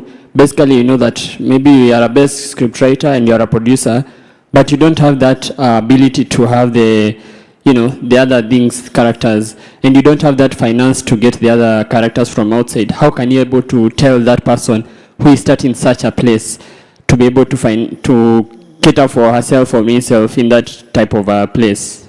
All right, thank you very much. We can respond to those, please. Starting with Okay, let me start with the easy one on copyright. The one for making bank, it's an interesting one. So for copyright, now, maybe let me ask, what content had you made? Is it on video or had you made it yet? I think you talked about how to protect in case you've made and then someone is claiming ownership. I'm just planning on future development. Future, okay, cool. So, and then I'll touch on both for if you've not created it and if you have and you've experienced that. So the beauty of copyright law in Kenya, even if you've not registered it, copyright still is valid. It doesn't matter, they don't look at when you registered it, as long as you can prove it is yours. So if you make content or create something, write a script, whatever it is, even if it's in your house, 10 years later, you never lose copyright. That copyright is yours. Now, the catch is proving it is yours. So that's why now, fortunately, so in our days, I don't know if Robert had that, but for me, because I started from the music side, copyright was very difficult to prove those days. So what we used to do, a very kind of Joakali way. When we would make something, we used to send, you all know poster. I know many of you don't use the post office, but post office has some benefits. There is something in the post office called registered mail. Registered mail. It costs a bit more, so it's like sending a letter. But what we used to do, we used to send ourselves the content. You address it to yourself, but you never go collect it. So when the post office calls you, when you pay for registered mail, you pay a premium, and then they give you a receipt, and the rule is you're the only one who can go receive it. So you would just leave it at the post office. The post office has the best vaults and safes. So if someone's challenges, if it's yours, you tell them, I produced it in 1999, and I can prove it. So when you go to court, you actually go to court and say, this is a sealed envelope, play it back, and they would break the seal and play it in court. Then, and it's signed the date of dispatch. That's how you used to prove long ago. Very difficult. Now, fortunately, with digital technology, everything has changed. So every time you create a digital product, there's something on the background called metadata. So if given to a technical person, it shows, and a simple way, if you ever use a computer, if you create a document, there's a place written, date created, date modified. If you click on those things, it'll even show you which machine created it. So that's what the court uses. So if Robert claims he made the film, me, when I bring my tape, when they check the metadata, it will show this was actually created in the year 2000. His was 2004. So it'll show, and it'll even show if this is the original file and his is a copy. But of course, that's when you're in the big leagues and you're in court and you're haggling over that. The easiest way, immediately you create content, go and register it. So there's, in Kenya, we have something called Kenya Copyright Board, KECOBO. They're online, and you don't have to go to the offices. You go to the website, upload your content, pay a small fee, it's not a lot of money, and that's it, and it's copyright forever. All right. The whole world over. So that's in principle every time you produce. And when you're uploading that content, it asks you to say who are the owners of the content. So this is a time where you need to have this conversation. So if you're doing something in school with your friends, when you're registering the song or the content, make sure you capture their names. If you don't, they can take you to court. It may take long, but of course there is evidence of that. So that's the key thing around copyright. Nowadays it's very easy to register, unlike long ago. And you can register scripts, you can register music, screenplay, video content. Actually, even dance, you can copyright a dance move, by the way. Yeah, but you have to film it. So you can't say I'm the one who invented that dance. You have to film yourself dancing the move, then copyright it. So that if someone else does the dance, you can sue them. And some people are making good money on TikTok from suing. Really? Yeah. You can actually copyright a dance move. It's considered a creative product. That's incredible. Yeah. There are these guys who, you know the three guys, those guys who go like this. They should have copyrighted that because it's just gone viral, but I think they're more generous. Asante sana. There is this gentleman from ZTech. You are asking, you have ideas, how do you start from nothing? Because I also started from nothing, it is possible. These days technology has changed. Even with just the ordinary cell phone, you can start creating content. These days, there is this environment where you can post your work. You can even start seeing how people are responding to it. That one tells you whether you can borrow money from your parent. These days, if you throw something on YouTube, you can see the reaction. Then, I can also promise you, because of what I went through, in starting, I promised anybody who wishes to start, I provide you with the basic logistics. Kama ni makamera, kama ni mtu ya kukusaidia. When you make something now, start from there. But first of all, assess yourself. Imagine, are you aiming of something very big? Ndio isikue ni one day wonder. Unajua kuna wale watu wanatengeneza kitu hapo inaishia hapo. We assist. That one I can promise you we assist. But there are so many ways of having content created using the just available resources. As a student, I know you have parents. The same parents, you can save the little that they give you. Naelewa? Usiangalia in a big way. Start in a very small way. That way I can assure you, utaenda mbali. Na usitengeneze kitu ukitarajia hit immediately. Give yourself time. It has taken me 20 years to be where I am. So even don't get discouraged. The first year unatengeneza kitu inakaa shodi. Hata mimi ile nilitengeneza 2004 ukinichapa siwezi kukupatia leo. It was shoddy. But today I'm proud of where I started. Yes. I look at it and even wonder, but I know it is what has propelled me to where I am. Because if I am decided to go training, get resources, ingepotelea hapo na kazi haieleweki, but experience will take you. But you can talk to us. All right. We know how to assist. There's another question here. Yeah. William? So the question on making bank at the, all of you are saying the Alliance, eh? Mko na hiyo ugonjwa kama the University of Nairobi. Yeah. So, so how to make the bank when you're in high school? What I would say is, well, it's tricky. It's a business like any other. I don't think there's any formula, but I think it's at this stage for you, I think I would say is perfect your skill. And like Robert is saying, start experimenting. So can you do something interesting in school? I want to give you a short story. So the first business I ever started, I started it when I was in Form 1. And my business was in high school. I was in boarding. So I don't know, do you guys still take hot power, cold power? Is it still a thing? Hot chocolate in the evening? Hey, it's not good. It's not good for mental health, that one. So in our days, we Yeah. had something called hot power and cold power. You had to make your own chocolate and at night because, of course, you're young and hungry. And then we used to, because, of course, especially during the term, you ran out of shopping, what you came with. So there are biscuits called Britannia. I think those are still there. Yeah. Anyway, long and short, each biscuit we used to sell at 1 shilling. That's how we used to sell. So a box used to come with 343 pieces of biscuits, and each was a shilling. But at the shop, when you buy wholesale, you buy it at 170 bob. So I used to buy a box of 170, sell it for 340 because I sell a biscuit each. That's how I started my first business. It went very well until the government locked us down. But I was making good money and I'd employed about 7 students. So I used to buy 7 boxes, give every box to a dorm. They sell. So that's how I started making my money. But the point here is this: I started understanding how business works. I started understanding how commerce works, how stocking works. So when you're thinking business, you must start doing trading on something. So even if you're in school, is there something you can do during the holidays? And the reason I say that, not all of us have a propensity for business. Business is complex stuff. So you need to understand, and that's why I said earlier, am I a business person? Am I the creator? Am I the talent? If you're the talent, start producing plays in school. Present them to your fellow students, assembly, at entertainment. You'll begin to know. The school I went to a very to Dagoretti High School. And when I was there, KJ of Ridiculous was a student. We had Mdomo Bagi. Waire was my desk mate.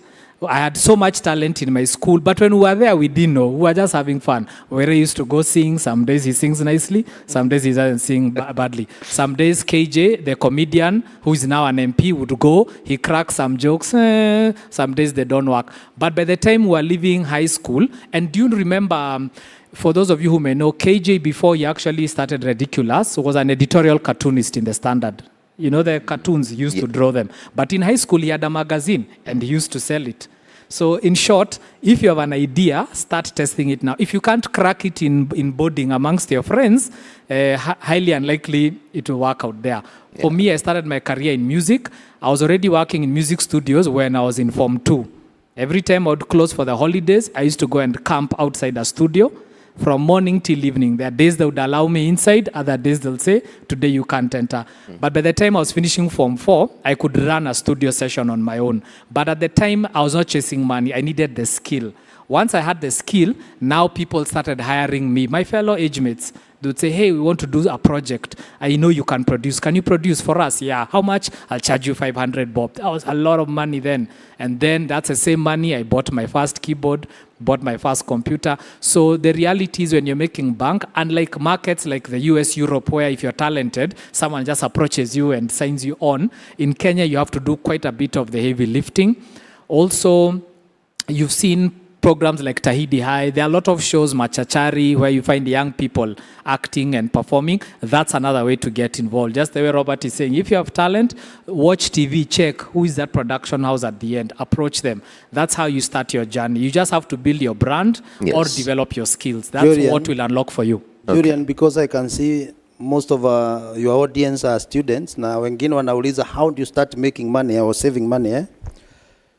I would advise wanafunzi wale mko hapa, the first place where you can do your first business is in your homes. I know I have a son who made a lot of money from me. Tulikuwa tunaalika mtu afanye kazi nyumbani, ananiambia daddy, si huyo mtu akae mimi nifanye hiyo kazi. You know, you find yourself paying double. So ni kweli. So it's about creativity. Everything is about creativity. Wengine wenu mnaenda likizo and you don't even get creative. You know, you start getting creative even in the way you make money at home. Si ni kweli? Yeah. Mama anaita fua nguo na uko hapo. Na shule unafua. Why can't the mother pay you? You know, we start saving and planning early. Yes. Makosa ni vile tuna save pesa alafu tunafikiria namna ya kukula, kutumia. Start thinking. Start with the home environment. It will provide. And you start. And when you start sharing with your parents your dream, you find them financing, because in the first place they see you very cooperative and creative. Yes, definitely. So, unfortunately, our time is up. But I think we've had a good discussion. Hopefully, we build on this. Some of the advice here, especially to the young ones who are still in school, please take this thing seriously. They can change your life. But thank you very much to my panelists.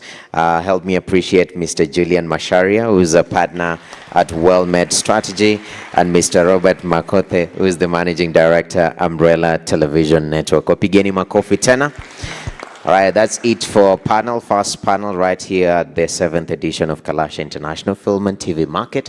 My name is Noah Kipkemboi. I've been your moderator, and that's it. You can tell your neighbor congratulations for finishing the first panel. All right? Welcome. Are we still posing for a photo?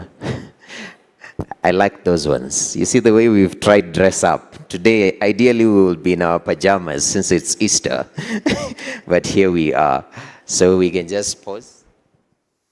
Thank you very much. Where is the photographer to document this panel? We will have a representative from the Alliance. No. Alliance and UN people. We appreciate you guys. All right. So you're supposed to smile? What do we say? 6. 6 brings out the smile. Okay.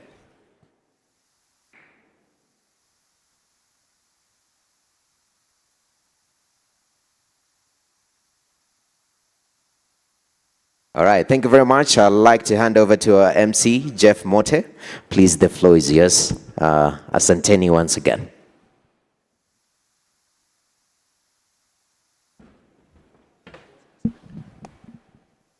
Thank you so. 1, 2. Thank you so much. A round of applause for Noah and the panel. Tackling that issue of the route to finance. And I like how they really summed it up, that we don't have to wait until that time to memaliza Form 4. Now you're out to think about how you can make your money. Right now, the holidays are there. Mshaambiwa. Whatever you're doing in school for free, how about you do that at home for a price? You already have the experience. You can make it happen. That's how you start your small route to finance. First steps right there. At this point in time, before we get into the next panel discussion, a lot has happened. You know, we've learned a lot, we've networked, we've shared, we've gone through the booths and seen what's happening there. But there's also a lot of heart in this, because when you talk about passion, it's not only passion for the craft, it's for society, it's for what's happening around you, because that really is what we do every single day. We are telling stories of what's happening around us. And there's a very powerful story that took place last 2 days while we were here. And I wouldn't do justice telling that particular story. What I will do at this point in time is call on my friend Vanessa Buthelezi to tell us that particular story on what happened. She jetted in, had no idea what would happen when she was here, but that's the amazing power of storytelling. So a round of applause for Vanessa as she comes on stage.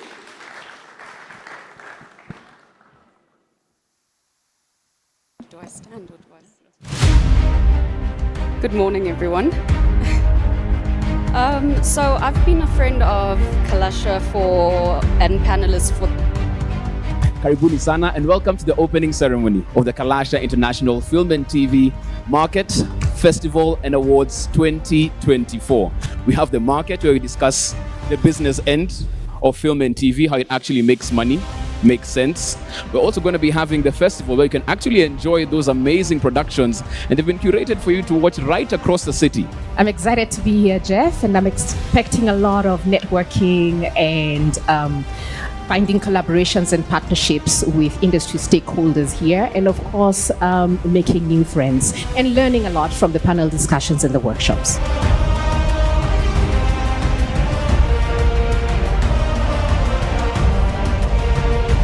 Today is dedicated to our film industry and the entire ecosystem, geared towards having fruitful outcomes as we kickstart this market.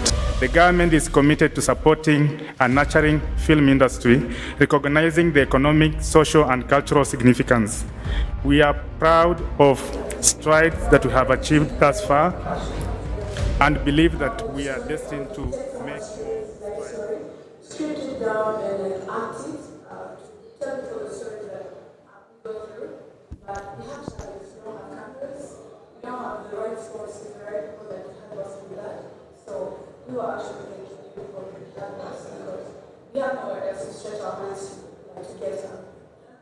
Now, your story really inspired me, and I told you that I'm going to try to help you, right? To help you get equipment and help you connect you to the right people. And I have found someone for you who might be willing to get you some equipment. Also runs a film school, so perhaps you can, I don't know what the distance is, perhaps you can just liaise with him and maybe you can join his film school as well. Thank you so much.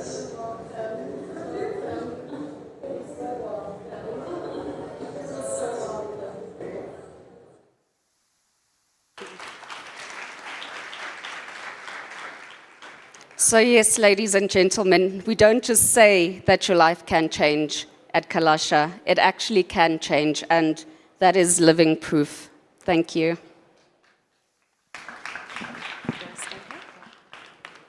Thank you so much for that. Another round of applause for Vanessa Tafadhali. Because I have a sneaky feeling, you know, at times we do ask for things, but you're asking not expecting to get. You're just like, you know what? I'll just throw it out there. Afadhali ajuange nataka. Whatever happens, happens. So let's reach out for our dreams, and that's really a reality right there. At this point in time, I'd like to call on stage Robert Kitur. He's a representative of Itigo Girls High School. Is Robert here? A round of applause for him as he comes on stage as well.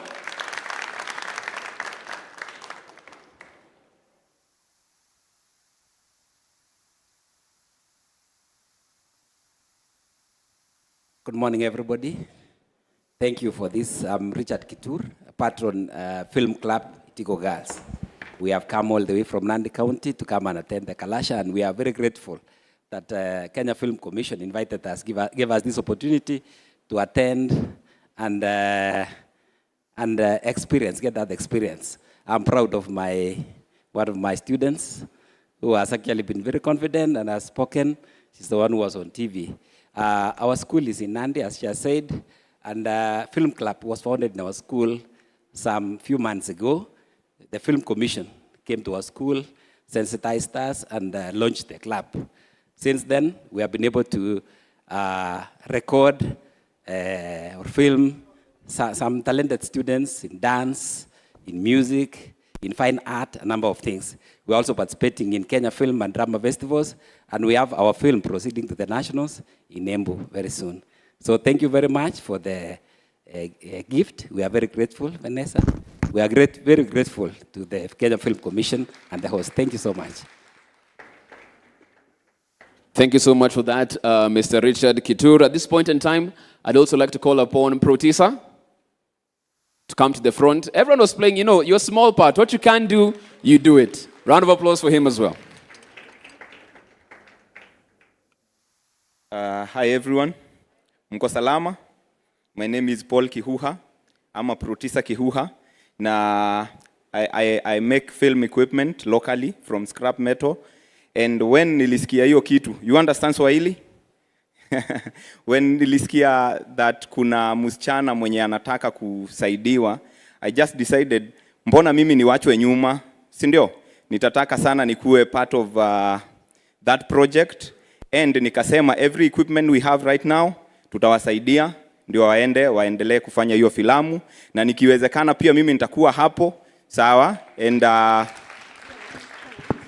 and I will offer even training to wale wengine wadogo wenye wako hapo wenye wanataka kujua more. And msitoke hapa kama hamjapitia booth number 6 you will see zile vitu tuko nazo. Thank you. God bless you.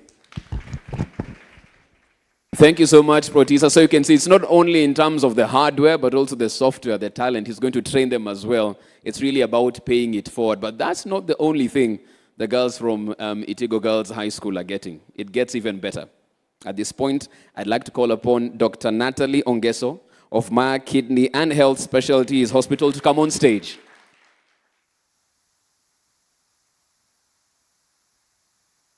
Hello, everyone. My name is Dr. Natalie Ongeso. I work with Maya Kidney and Health Specialties Hospital. You can pass by our booth for free health wellness screening.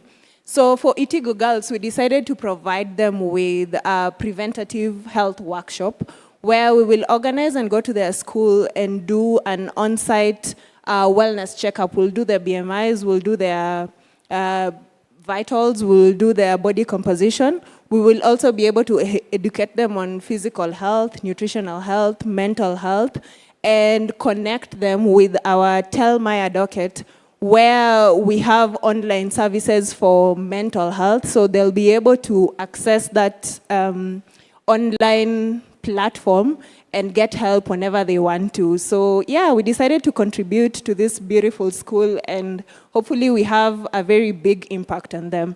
Please kindly pass by our booth to have your free wellnesses done. Thank you. Can you give a bigger round of applause? Because I'm standing here thinking about the fact that for Itigo girls, it was just another school trip. You know, walisema nataka kukam Nairobi to see what's happening at Kalasha and see how things changed in a span of 24 hours. An amazing story. This one is definitely going to be. At this point, I'd also like to call on stage the CEO of Kenya Film Commission, Mr. Timothy Owase, for his speech as well on this, because they are the hosts of this. Without them, all of this probably would not have happened. A round of applause for our CEO, please. Thank you. Good morning, ladies and gentlemen. First, I want to thank Itigo Girls for making it to Kalasha International Film and TV Market this year. As we commit to nurture talent, Kenya Film Commission is very deliberate on why we need to keep nurturing young talents from the lowest level as we grow to university and the industry. The students who are in the hall today, I just want to take this moment to encourage you that you have a bright future in the storytelling industry. Let's do this together. We are here to support you. And again, remember, you don't have any limits. All you need is to interact, and that's the essence of Kalasha International Film and TV Market, that you come here to connect, interact, and get new friends. Today, I'm proud to say that, Vanessa, you have a new friend from Itigo Girls. And in addition to this, I believe we can be able to do much more greater things together. So let's continue championing storytelling as a way of life. Asanteni sana. Thank you so much. Asante sana. At this point, I'd also like to call upon Commissioner Ilham to come on stage for a word as well. A round of applause for the Commissioner, please.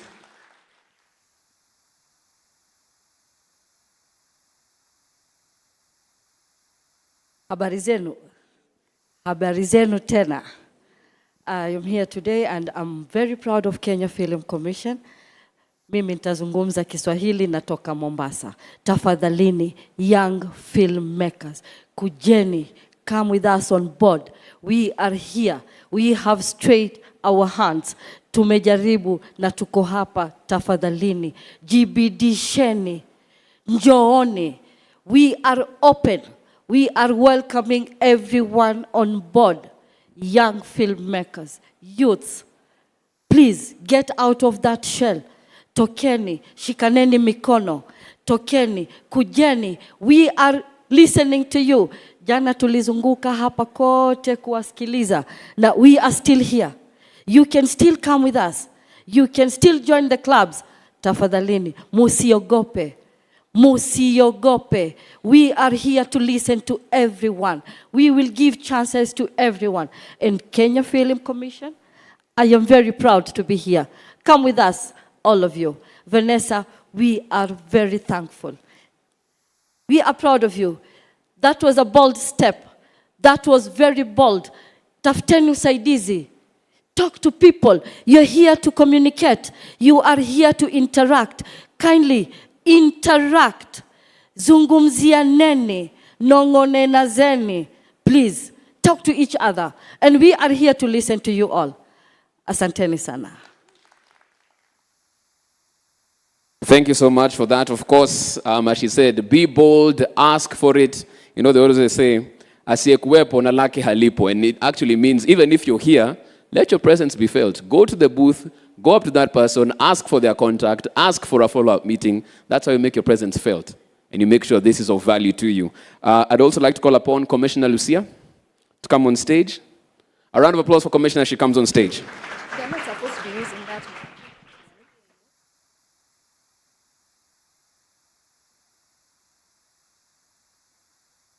Good morning, everyone. I'm happy to see everybody of you here, and as KFC, we are really, really humbled and honored to host you in this Kalasha Award. To our students, you could emulate what Itigo Girls is doing. And our ministry has what it takes to support the youth in our nation. And our president is also rallying behind us. So kindly grab the opportunity and walk with us. Welcome home.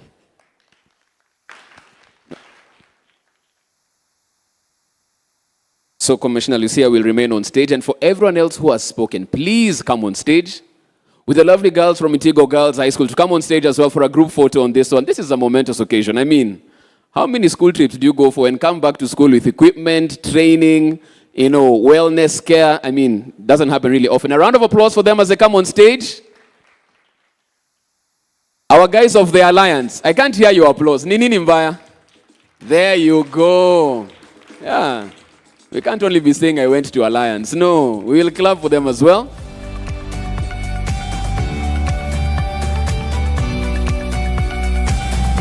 So which cameraman are we looking at? Hands up, please, so that they know what they're looking. Right at the back, the man at the back.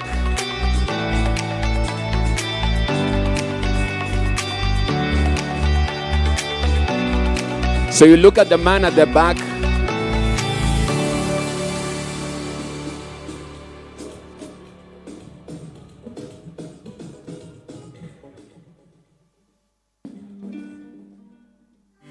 DJ. So for those who are standing, please sit down because the cameraman, the official cameraman, is a gentleman at the back. Flowered shirt, black cap. That's the lens we are looking at. And I will make sure everybody is smiling in this photo. Yes, please. This is a good day. From Mr. Richard all the way to the end. Let us smile. Let's look into that. We're good. Fantastic stuff. A round of applause for them, tafadhali, and an amazing story right there. Thank you so much. That brings us to our first health break. Let's stretch. Let's take a 10-minute break. We come back on the other side to continue our discussions right here. So we took a short break, 10 minutes. Let's stretch. That means we are back at around 10 minutes past noon. So short break. We are back for the next panel discussion. Asante sana.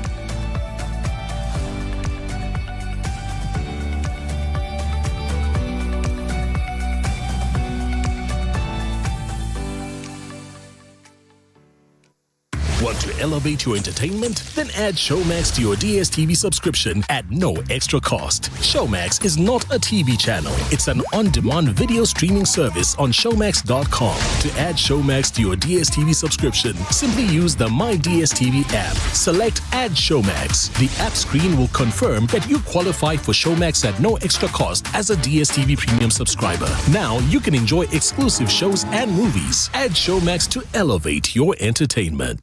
Easter, enjoy your passport to non-stop laughter and entertainment on Star Times. The Salulu is to recharge and get upgraded. Can we play a game? We've got fun and play for the big and little kids. Action-packed sports. Absolutely unbelievable. Thrilling movies. You're an actor. Act. Passionate new telenovelas. Real-world documentaries. Are you saying yes to the draft? unmissable reality, and fantastic local shows. Recharge on your current bouquet and get upgraded to the next higher bouquet for 1 month. Burudika na familia. Download StarTimes on app for unlimited entertainment anytime, anywhere. StarTimes. Enjoy digital life.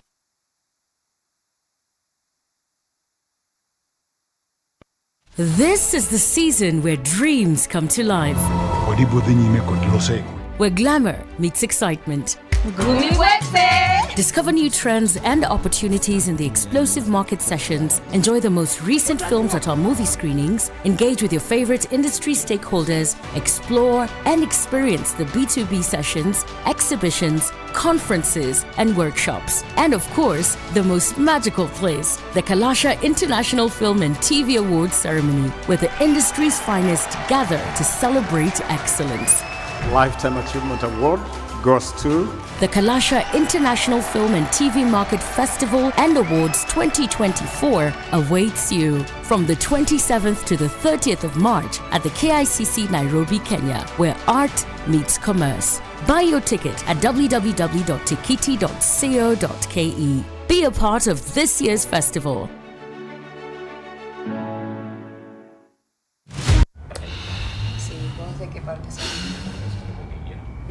No está cerca del mar. Yo de aquí, Mira. ¿tú de qué parte eres? Del norte. Es una zona cerca de un día, pero...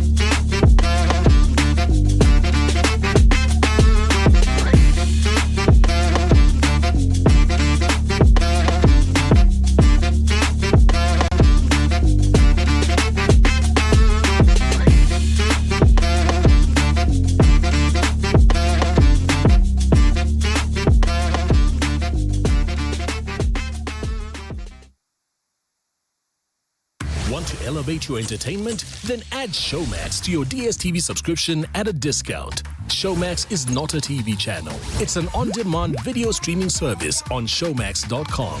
To add Showmax to your DSTV subscription, simply use the My DSTV app. Select Add Showmax. The app screen will display the discount you qualify for. Now you can enjoy exclusive shows and movies you won't find anywhere else. Add Showmax to elevate your entertainment. A perfect family is not always what it seems. Hapa hakuna mtu anaweza kunificha kitu. When a father's past is revealed after his death, leaving his empire in the hands of his wife, son, daughter, and I'm here to mourn my husband. his other wife. Ambazula. Usijaribu uniwezi mimi. Who will get the castle? You have rattled the snake.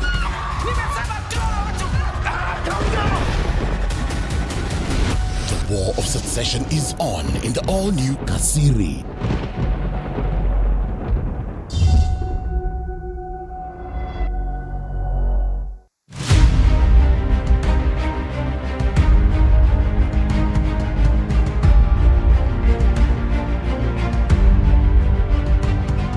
Karibuni sana and welcome to the opening ceremony of the Kalasha International Film and TV Market Festival and Awards 2024.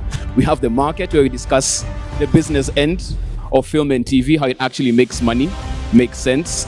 We're also going to be having the festival where you can actually enjoy those amazing productions, and they've been curated for you to watch right across the city.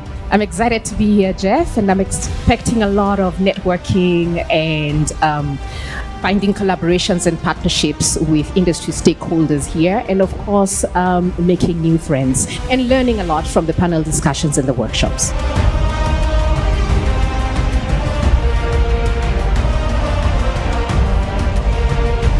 Today is dedicated to our film industry and the entire ecosystem, geared towards having fruitful outcomes as we kickstart this market. The government is committed to supporting and nurturing film industry, recognizing the economic, social, and cultural significance. We are proud of strides that we have achieved thus far, and believe that we are destined to make more strides as we progress in developing the local film industry and connecting to the world at large.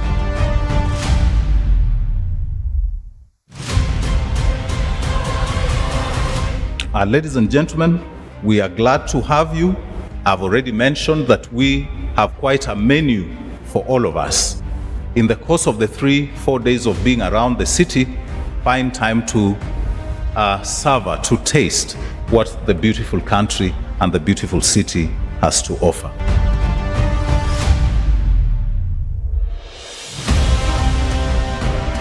The first trend we have noticed is partnerships. A long time ago, we used to say, you know, that company, that one, MultiChoice, they are our enemies. We no longer can define our enemies. There are no more enemies.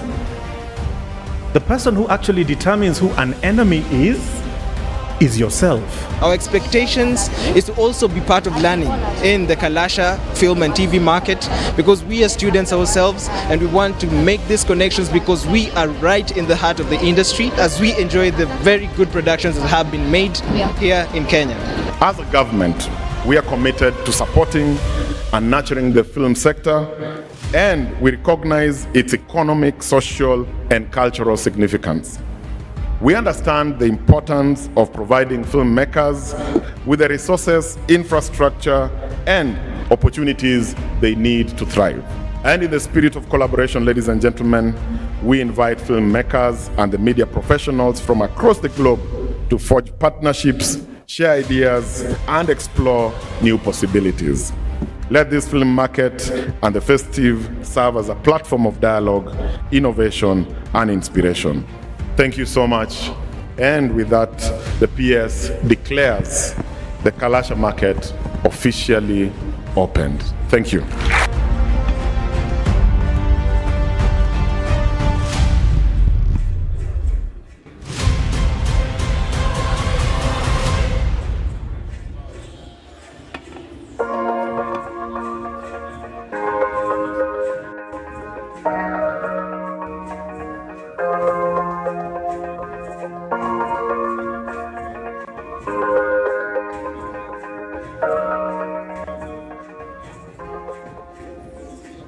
I think the reopening is here to showcase that Goethe is back, and Goethe is an open space for everybody to come, for everybody to engage with. It's a space where you can gather, where you can connect to people, find like-minded individuals who are also passionate about art and creation. And that's what we are about, and we are here to stay and to be an open space also in the next decades to come. I'm happy to see that our own students here at the Institute are able to partake in this activity, and that even the Goethe Institute is trying to encourage the young youth to work hard and motivate them to join careers, that this is spearheading them to know what line they want to do in life. So for me, I enjoy that the Goethe Institute took time to let our students be part of this, and they've enjoyed, and some of them now even have interest to work in the German sector.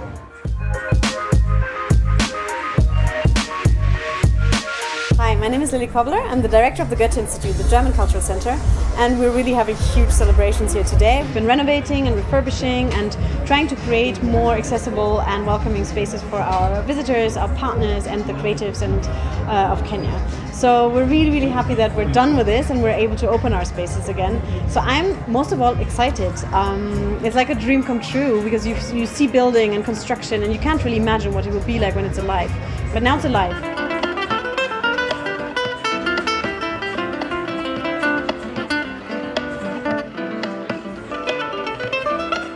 I'm really delighted and honored to be here tonight for the reopening of Goethe Institute after almost 2 years of renovation and refurbishment. It's more than a facelift, it's a whole makeover to last for the next 60 years. My name is Josephine Ochieng. I work here at Goethe Institute under the school sector. I am the project assistant for PASH project and Bildung Kooperation Deutschland, that is BKD. So in this reopening, we were able to invite schools from Nairobi, and also we had Naivasha girls coming in, and we had a lot of activities for the students. Like they also took part in different activities and they were able to win various prizes. The global project is in 6 different countries, 3 in the Middle East and 3 in Africa. Here in Kenya, we focus on capacity building programs and also giving the platforms for creatives and artists to showcase their artworks. The objective of the project is to increase income and employment possibilities for creatives and artists. My name is Keith Kubanga from Starehe Boys Center. I'm in Form 4 and I'm 17 years old. So my experience in Goethe Institute has been quite eventful. We were able to do various activities such as spin the wheel, where we get to answer questions relating to Germany.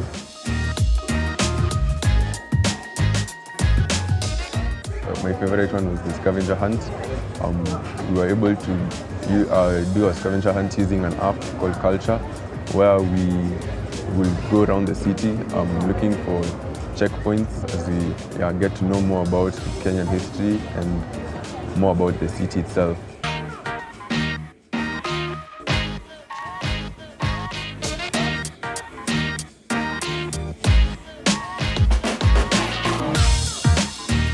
I've just come from conducting a really fun DJ workshop with young ladies from Alliance Girls, and I feel like they've really inspired me. They've thrown me back, first of all, to when I was younger and in high school.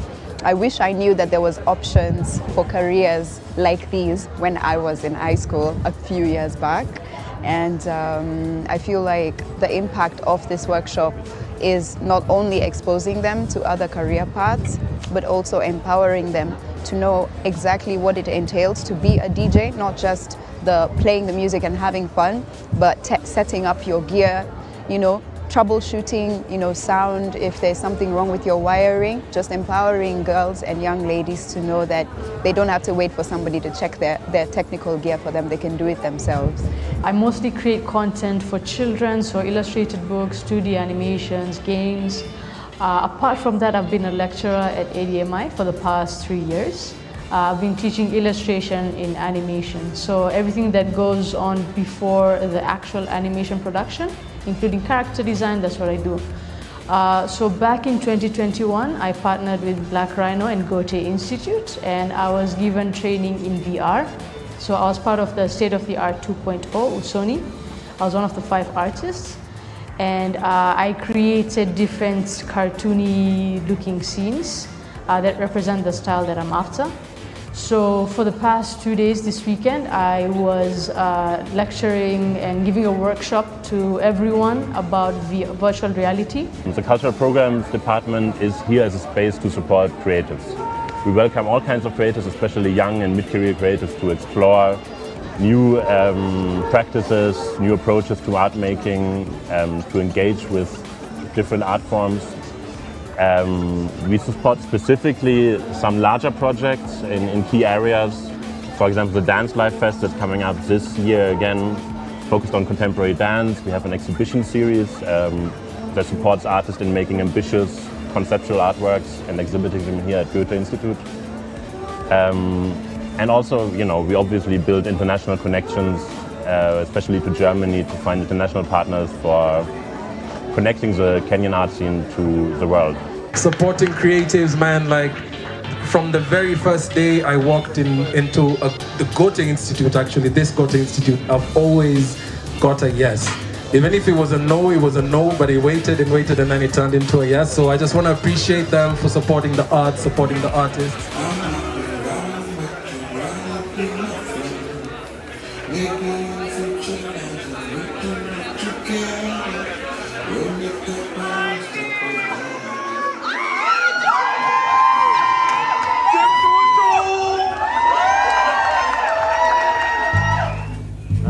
city. How you doing?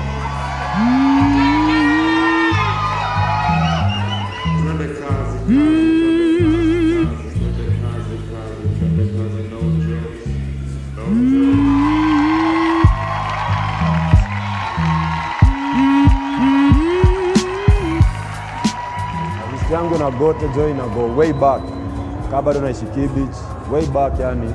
I think my first international flight ilikuwa Berlin through an exchange program ilikuwa inaitwa Spoken Worlds.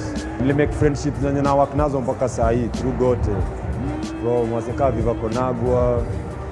Producer wangu anatoka Berlin amehostiwa hapa before na tunawaka naye mpaka saa hii, so Gote was like an eye opener for that international market, not only as a performer but as a sound. Kuna niomba na anything ikihappen hapa lazima ni pull up because na feeling kama narudi home.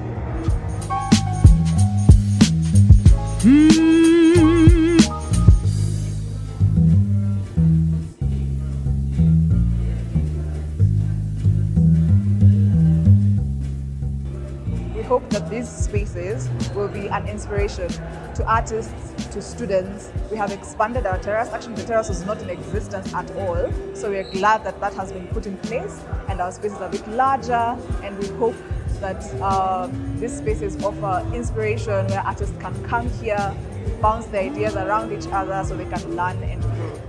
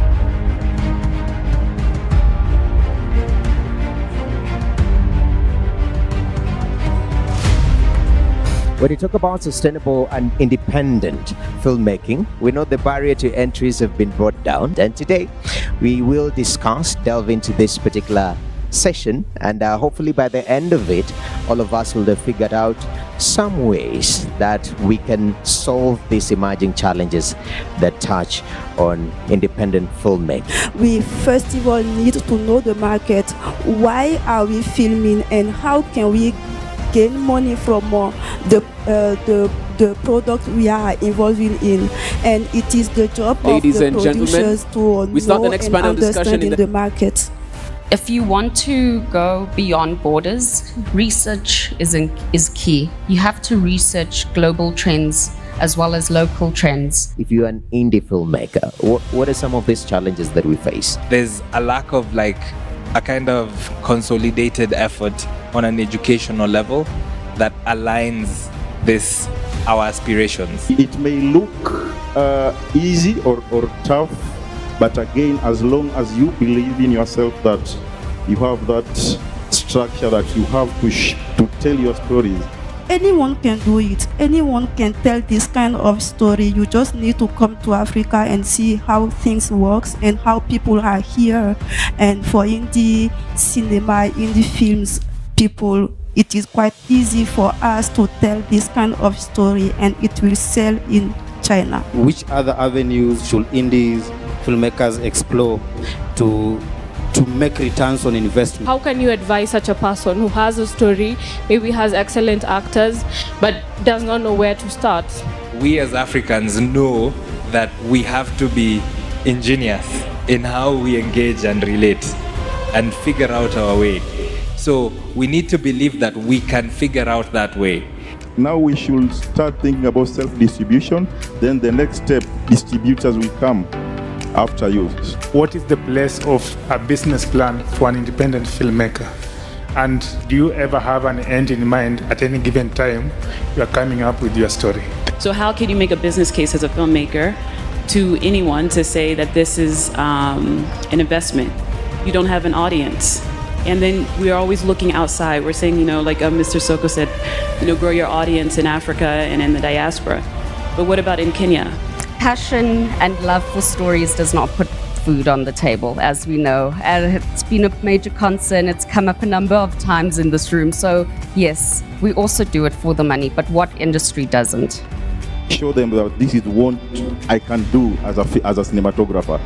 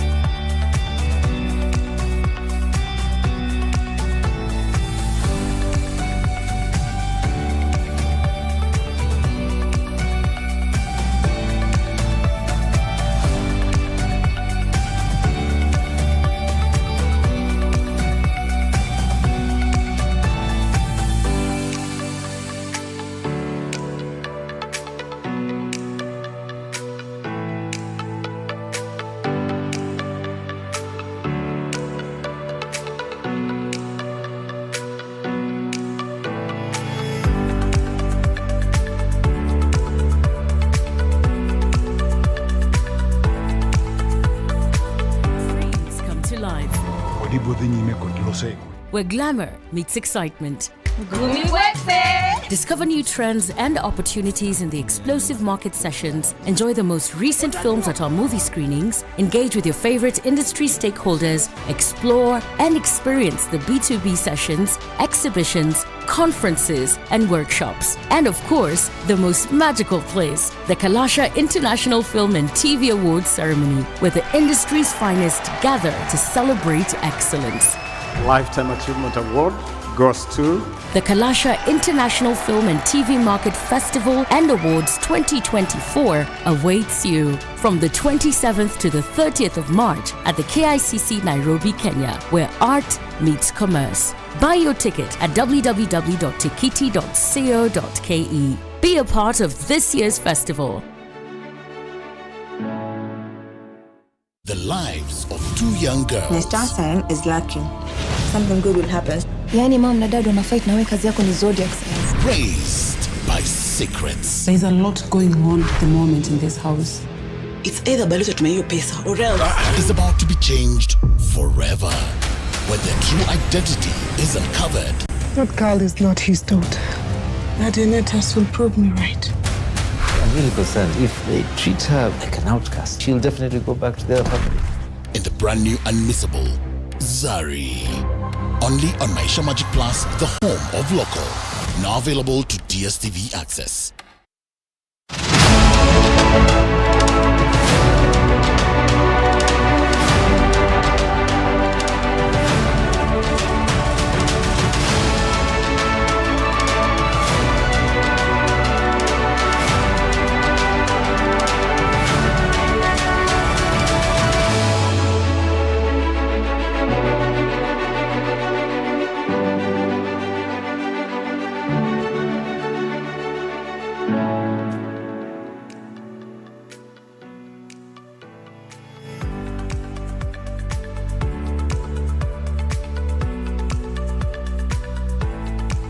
Good afternoon. A couple of minutes past noon. We're back for another session. Good afternoon. Hi. Hi once again. Okay, so we'll have to do one small thing before we continue. I mean, we are learning about how we can make great productions, great films, great TV. We are live on HBTV. And for those who are making that brilliant stream go on, they're saying the seats at the front are looking kind of empty. So for those of us who are at the back, Let's make some great TV for HBTV and come closer to the front. Fill those seats right there if you don't mind. Yes, yeah, even you. Yeah. We've made eye contact. Now you have to move. That's just how it works. Thank you so much. This group on this column as well, let's please move on to the front if you don't mind. Thank you. Our guys of this, The Alliance High School, coming to the front as well. Asante sana.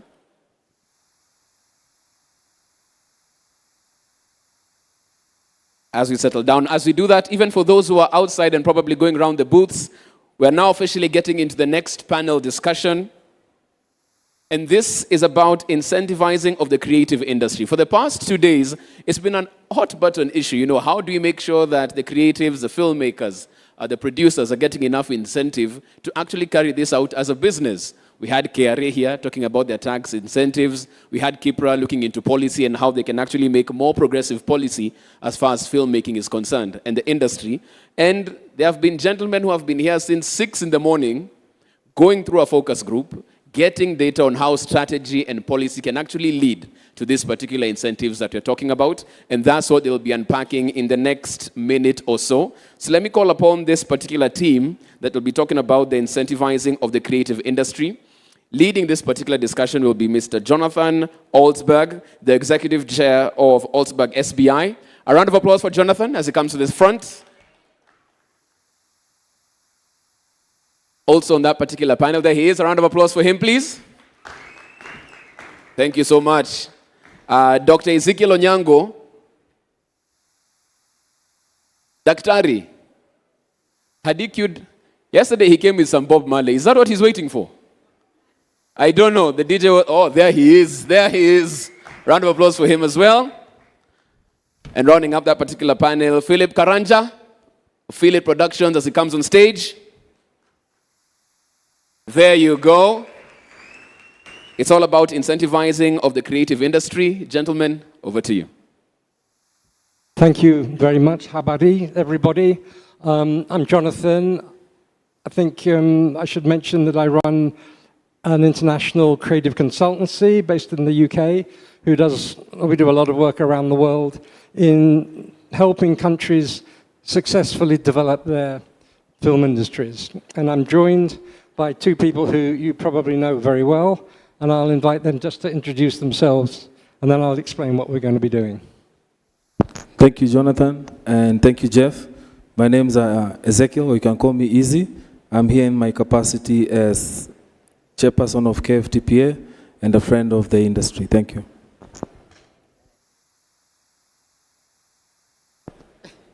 Check. Okay. Mkofiti? Awesome. My name is Philip Karanja, and I've been producing culture-changing content for about 2 decades now. I'm the founder and CEO of Philip Productions. Excited to be here. Okay, so just a little bit of explanation. We've been holding this morning a workshop with some key stakeholders and players in the industry to talk about what might be the future strategies and initiatives and policies that the government and the private sector could follow, put in place and follow in order to successfully develop the sector. And before I talk about what we found out, I'd like to invite all of those who are involved in the workshop just to stand up so that we can acknowledge and thank you. So please. All right, so thank you very much indeed. We met for a couple of hours earlier today. We had an agenda that was really based on looking at what different elements of our strategy to grow the sector.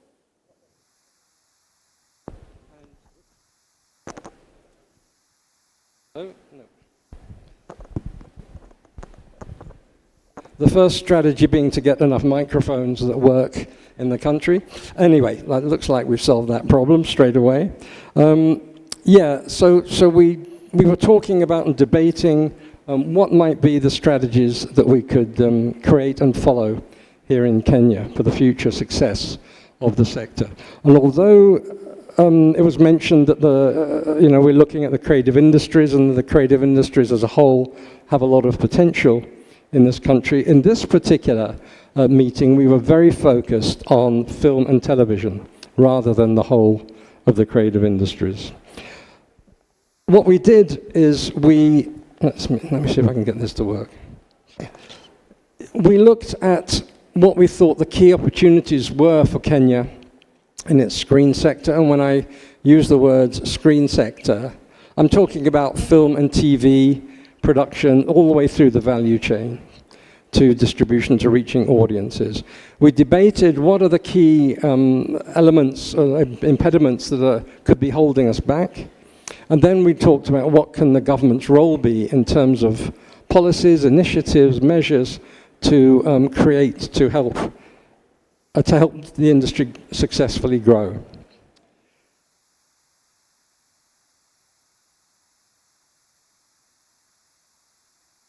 Now it's deciding. There we go. The lens we used to do this analysis and this discussion, and I realize you might not be able to read every one of those small boxes. We'll have them in bigger shape in a little while. We looked at the various components or verticals of what a whole of sector strategy for the screen industries could be. There are actually 5, but we only discussed 4 of them in our panel this morning. And by the way, Ezzy and Phil are here because in the breakout groups that we had to discuss these topics, they participated and they are going to tell us what those groups decided. So there are 4 verticals we looked at. One was what's going on in terms of the domestic market. And by and large, the key initiatives that we discussed were automatic incentives for production, funding, discretionary funding for development and production, co-production treaties, and support for distribution.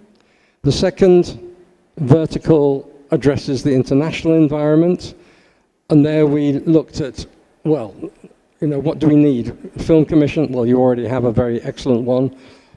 Automatic incentives for international productions, co-production treaties again, support for the export of our content, enhancing the connection between film production and tourism, and also the idea of creating a national brand of Kenyan film. We looked then at infrastructure, at the physical attributes of what's needed in a country to develop the sector, sound stages, studios. We looked at workforce development and training, both above and below the line. We looked into the post-production area and this whole sort of vendor scenario of service and facilities providers. And finally, with the cultural agenda in our minds, we looked at what film festivals do to deliver cultural value. We looked at film education in schools, developing audiences for screen content, and then the area of digitization and archives and access to those archives. The 5th pillar, which we didn't dig into, was about organization and regulation. Anyway, I'm going to now hand over to our rapporteurs, but just to say to you, what we did is we broke into 2 groups of about a dozen people each to discuss and come up with our thoughts and recommendations of what in each of these pillars, what were the most important priorities that the government and the sector should focus on and why. So,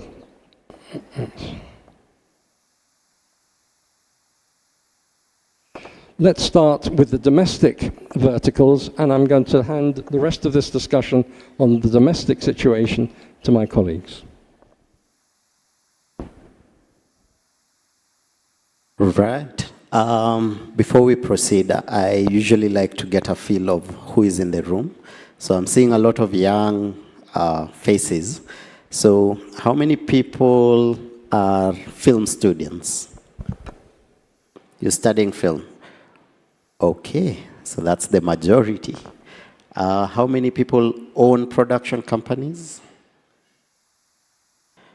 All right, all right. Okay. So for our film students, a lot of what we're going to talk about might seem and feel like it's distant, But from where I sit today, I wish this was done 20 years ago. Then I'd be in a much better space. So it might sound a bit like Greek, but enjoy it. Anyway, so one of the things we found that we really need to prioritize for Kenya is we're calling them discretionary funds. And basically, let me put it simply, we need to create a pool of funds to be able to fund filmmakers. And this should come in forms of grants and loans. I mean, there's a whole route we can use to create those pools of funds. I'll give an example.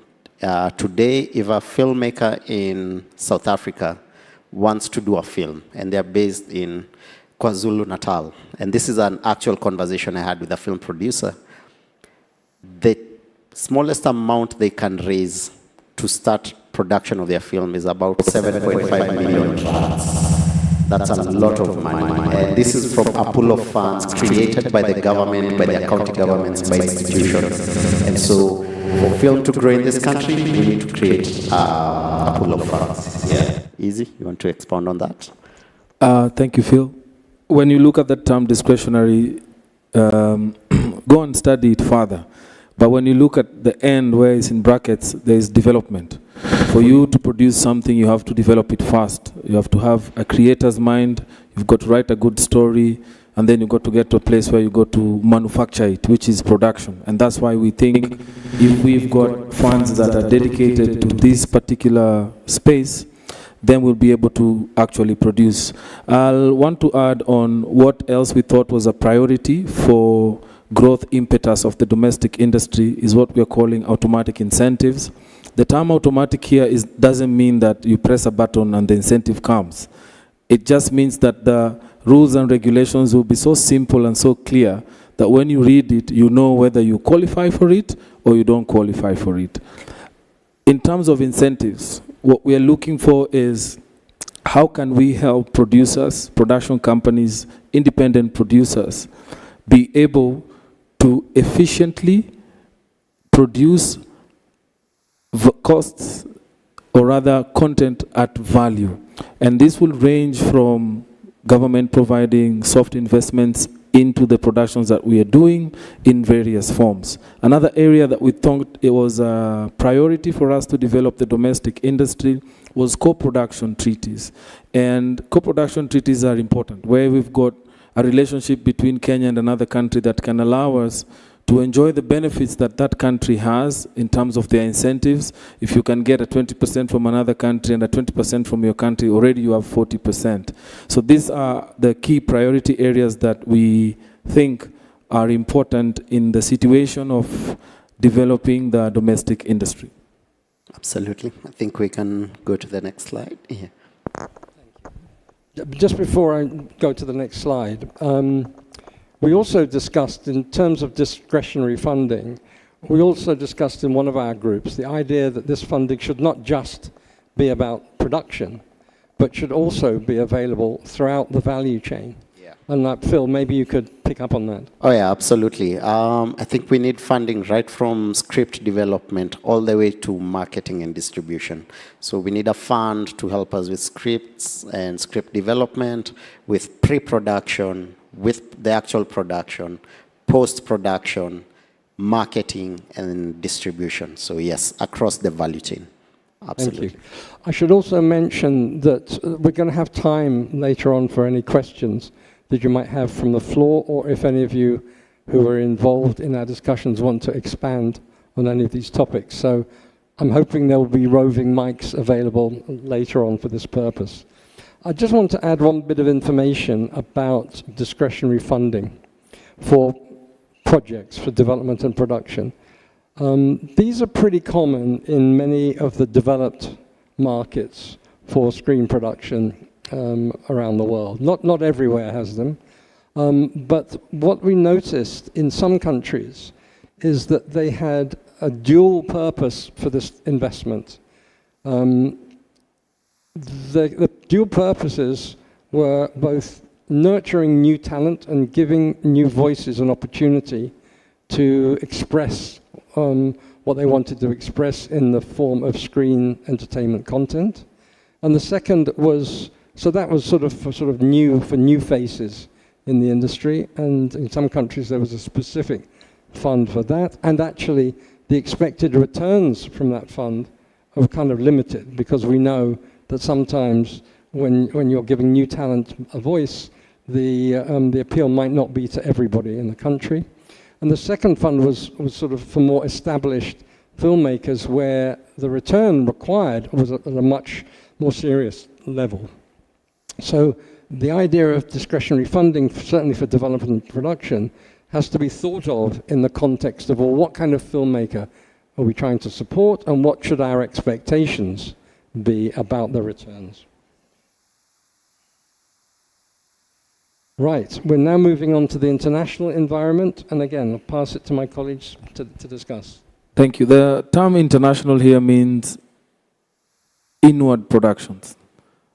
Partners that come to either do their productions in Kenya or come to partner with local producers to do content, which is either local or international. And this is a very important sector, or rather subsector in the film industry in Kenya. It is our heritage sector, because when we first interacted with the film, it was inward productions that actually introduced us to the craft of filmmaking far back from 1902. And even the world knows Kenya out of films that were done between the 70s and the 80s. And that is what really put Kenya out in the map for even people to know of our beautiful national parks and what. So it's heritage for us, and it's critical, and it's the backbone of our industry. Priority areas for us at the moment, looking at what the current government plan is, of definitely with the better plan, creating jobs, creating economic value, is having automatic incentives that will increase the attraction of Kenya for these inward productions. But at the back of that, having very solid co-production treaties that would then inform this beautiful thing that we say, heydays of Hollywood films coming to shoot in Kenya. I mean, if we have 2 or 3 projects that would hire close to 3,000 people in a period of 6 months, you can only imagine what kind of value in terms of sharing of skills transfer, impacting the economy that would have in our economy. And I know Phil has a lot more to add on to that. Oh yeah. Usually when we're having these conversations, I like giving stories kutoka kwa ground, the way things are happening, and so that you understand why these treaties are important.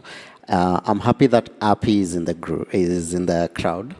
API co-produced a production, I think sometime last year, from Canada, if I'm not wrong. Yes. And I heard this story. She didn't tell me, but yeah. So because Kenya and Canada does not have a co-production treaty, the budget for that film, if I'm not wrong, was about 1 billion Kenya shillings. But because they do not have a production treaty with Kenya, they can only use a very small percentage. It was so bad. The story was based on a Kenyan runner based in Eldoret, but they had to cast a Ghanaian actor, if I'm not wrong, South African actor. Yes, because they cannot spend a certain amount of their budget in Kenya because we don't have a treaty. So I'm just saying we did a Kenyan story and we lost out on 1 billion shillings just because we don't have a co-production treaty. And that's the importance of co-production treaties. Yeah. I think you talked about co-production treaties in the domestic slide, which now maybe I'll speak on that from a domestic point of view. I think it's high time we also have co-production treaties between local production companies. Martin Munoz shot a film at TVC with me years ago, and he had all the equipment that was needed to shoot a high budget film. And I've spent the last 20 years of my career trying to buy the same gear that he had. You know, if we were open to co-production treaties locally, then I would handle the creative and he will bring in the equipment and we will move in faster. So co-production even local is important. Even for you guys as students. I don't know, how many students are there, let's say in KU, for example? I mean, I think over 10,000. How many in totality? How many KU students are there?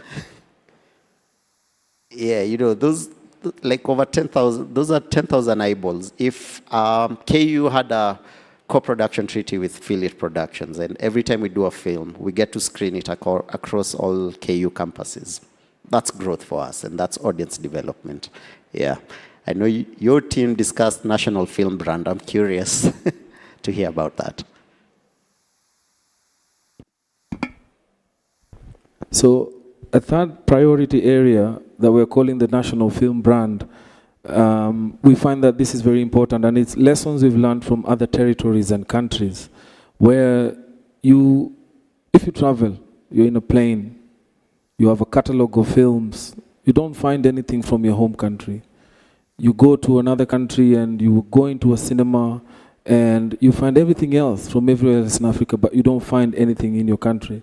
And secondly, we have a very vibrant tourism industry, and a lot of people who have visited Kenya actually acknowledge it to having seen a film about Kenya.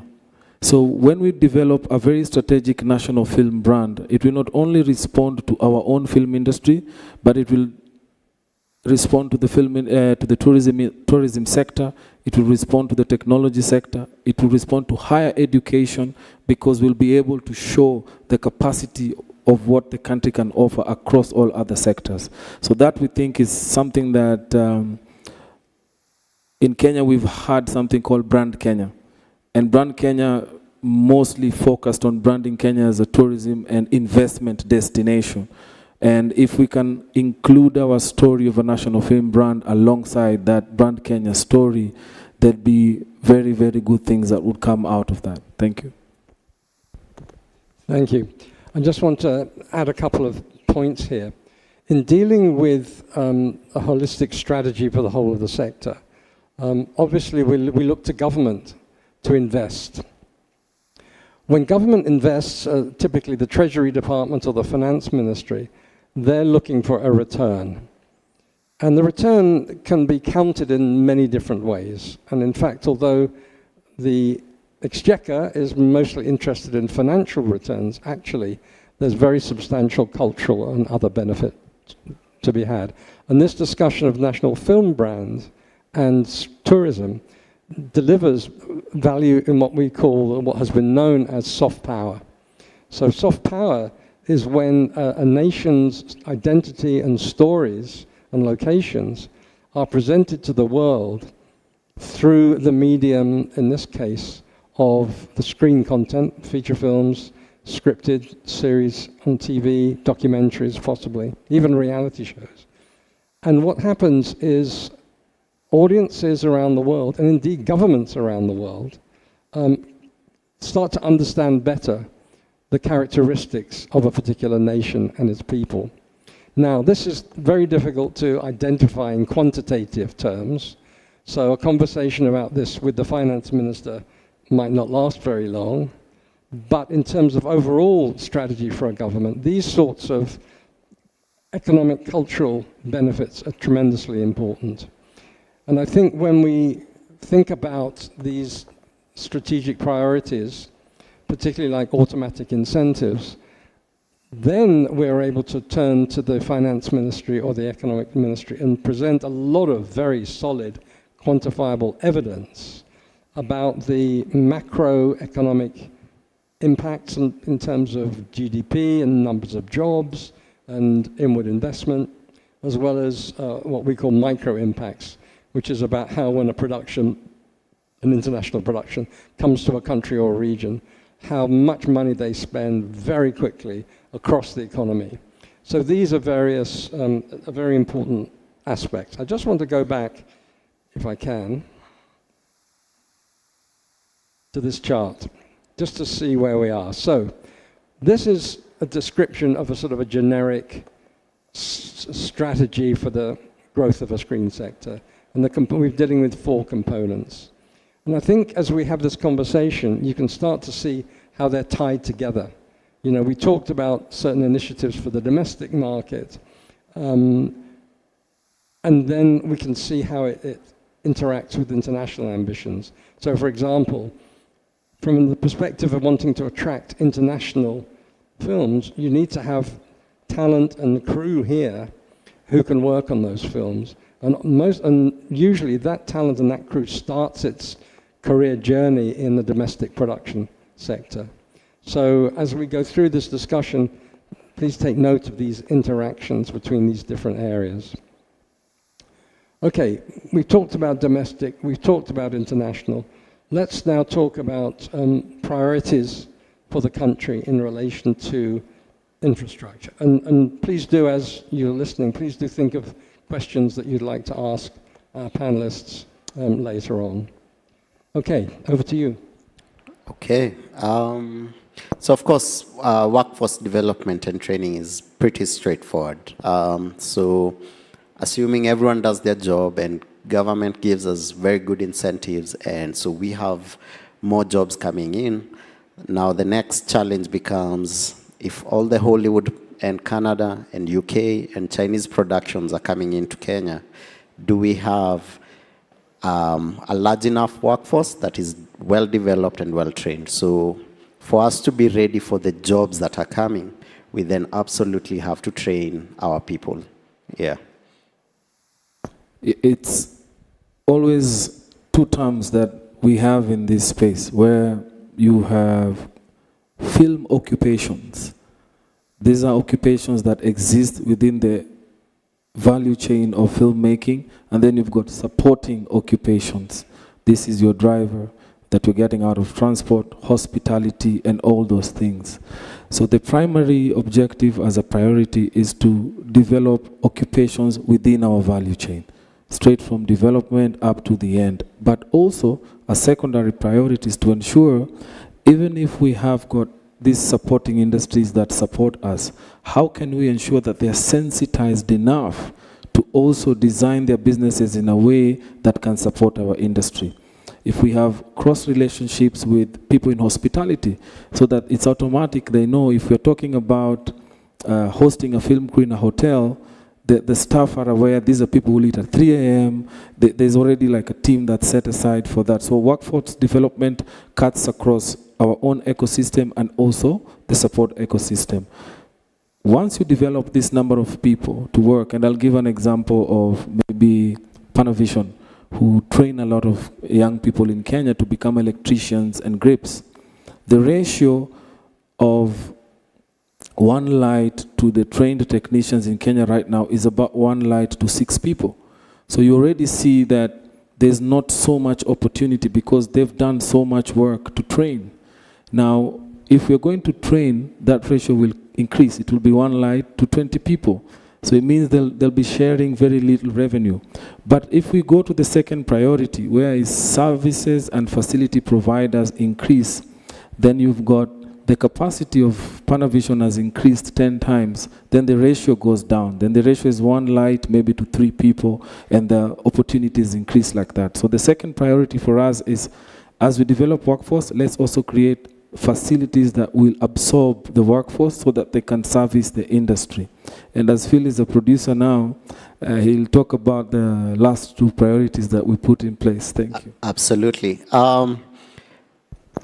I strongly believe with the digital tech, advancement right now globally, having Kenya as a destination for filming is quickly dwindling down. So I don't think we'll be having a lot of film crews coming into Kenya to film, simply because now you just need a photographer to come and take photos of Nairobi City, or take photos of the countryside, and then go and digitally enhance them and put their stars in front of a digital panel or green screen.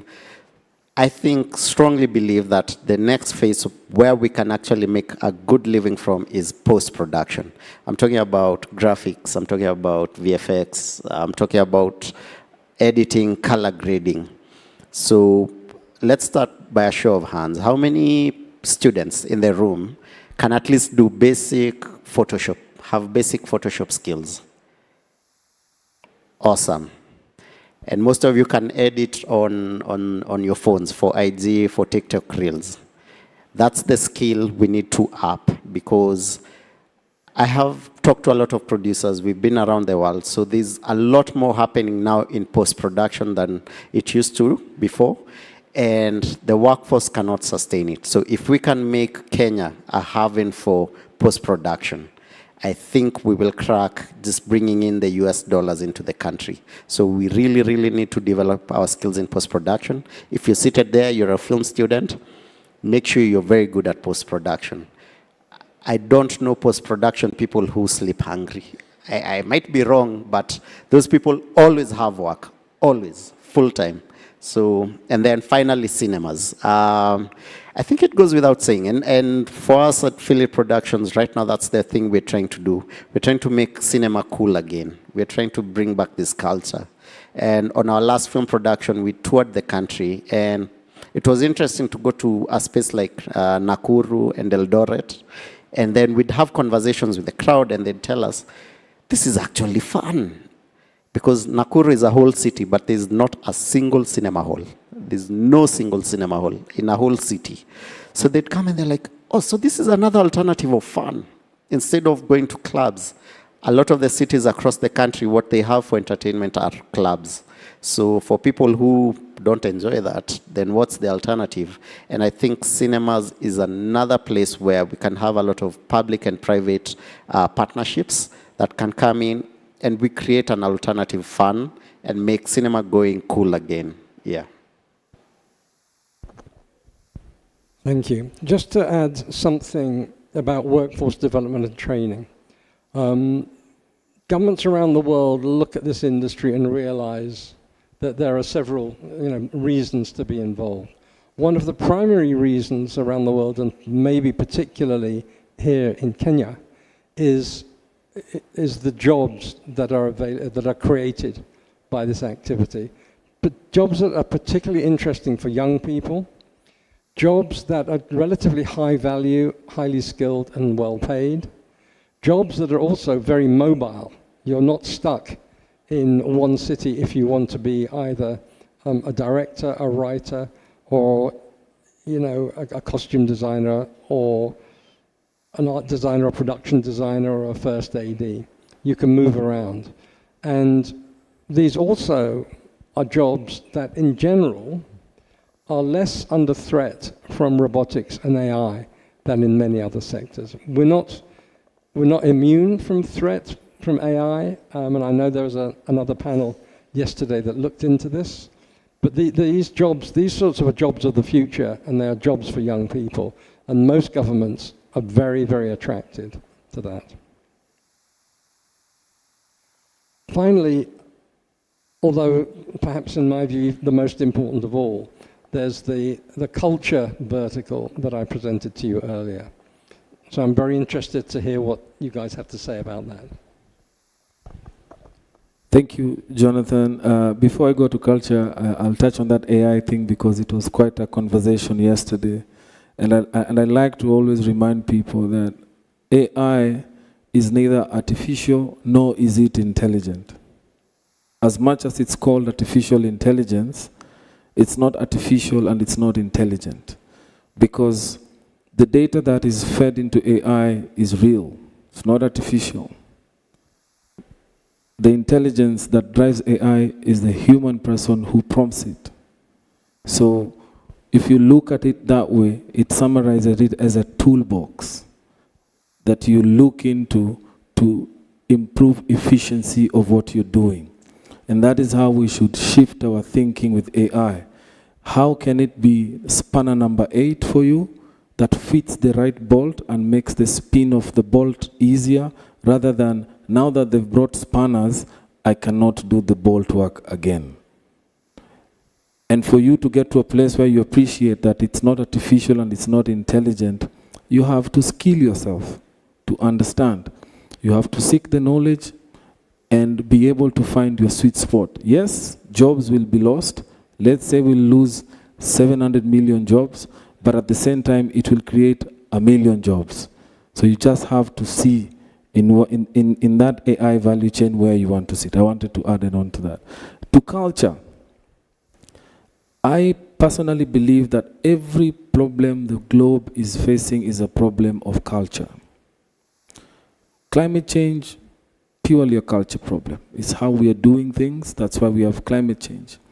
When you've got health issues, Same thing, culture.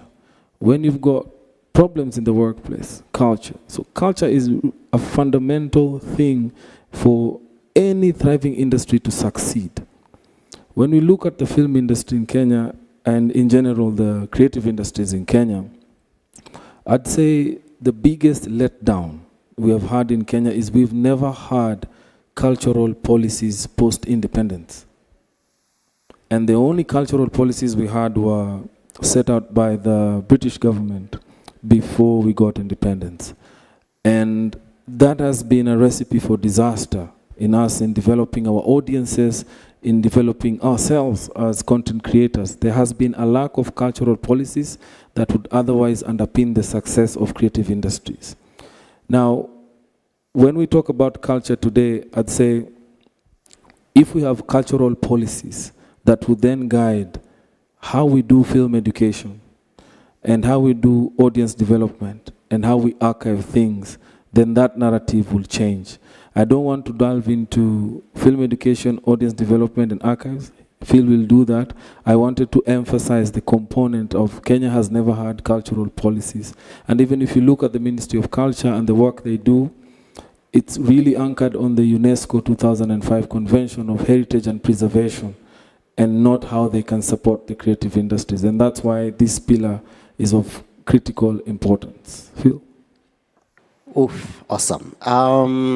I think on film education, I think that there are things as a country we do right. And if we borrow on them and just add on to them, we'll get to where we want to go. So for example, most of us, if you went to a public high school in this country, you most probably watched a set book play, true or false?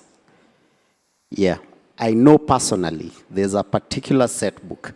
I will not say which one because you'll judge me by my age. But I never used to understand it. It was in Kiswahili until I went and watched a play. And it was the first time I saw Makbul Mohammed on stage. And because of that, I really did well in that particular book. And that's the thing. How can we incorporate film and theater and arts in our education system? And believe it or not, a lot of us grasp concepts faster when we watch it on film. So film education is important. Another thing I think we can do really well for our country is if we actualize that laptop for primary students project, if we actually actualize it, you know, the same way most of us in school were taught about Christianity and IRE, you know, how about we just obsess about digitalization in our school systems? And that way we'll have a very technically advanced population. And then now things like post-production will not be a challenge. People accessing content will not be a challenge. Also, with time, you'll bring in a culture of paying for content, because that's one culture we are really struggling with. You tell Kenyans to pay for content, Kenyans are used to getting free content, and content is expensive. Audience development, I think we just move with the times. We want to develop our audience is always on social media. So, you know, I'm going to ask the OGs in the room. Hi, Martin. I know you've produced so much content over the years. How much of your content is on TikTok right now? 0. Happy. All those shows you've done, how much of that content is on TikTok? How many people on this in this room are on TikTok? Happy, Martin, just look at the hands. Just keep the hands up. Exactly. So how are you reaching these people? So you have your content, it's in a library somewhere. All these people are on TikTok. I had I think, what's her name? The TikTok lady. Felicia's, yeah, she was here yesterday or the day before yesterday. Yeah, we had a conversation with her, and people are watching an entire series on TikTok. Like they'll take a movie, break it down to 30 parts, and people will watch. Like I'm on episode 30, and Kenyans are the highest watchers of, is it Korean movies and productions on TikTok. So, and another case study is Suits. Suits was a production that was done several years ago, but it's gone so viral on TikTok, it shot up on Netflix as #1. And right now it's the most watched series on Netflix. So I think if we're going to develop our audience, let's move with the times. Let's go to social media. You want to add on to that? Yeah, on audience development, Phil is absolutely right. And you have to look at audience as a customer. Because primarily in what we do, the audience is our customer. But the same customer will be in different age bands. You'll have the people who are older, our mothers, our parents right now, they will not appreciate the new form of consumption, and they have the traditional ways of consumption. So when you're talking about audience development, it's across board. Is what strategies are there to sustain the current people who are there, and then to attract emerging people and to develop all these platforms like Phil has alluded to. There's also the opportunity when you look at audience development to create new ventures, where traditionally we didn't think that if Phil made a movie and that film was only going to go on TikTok, streaming platform, and cinema.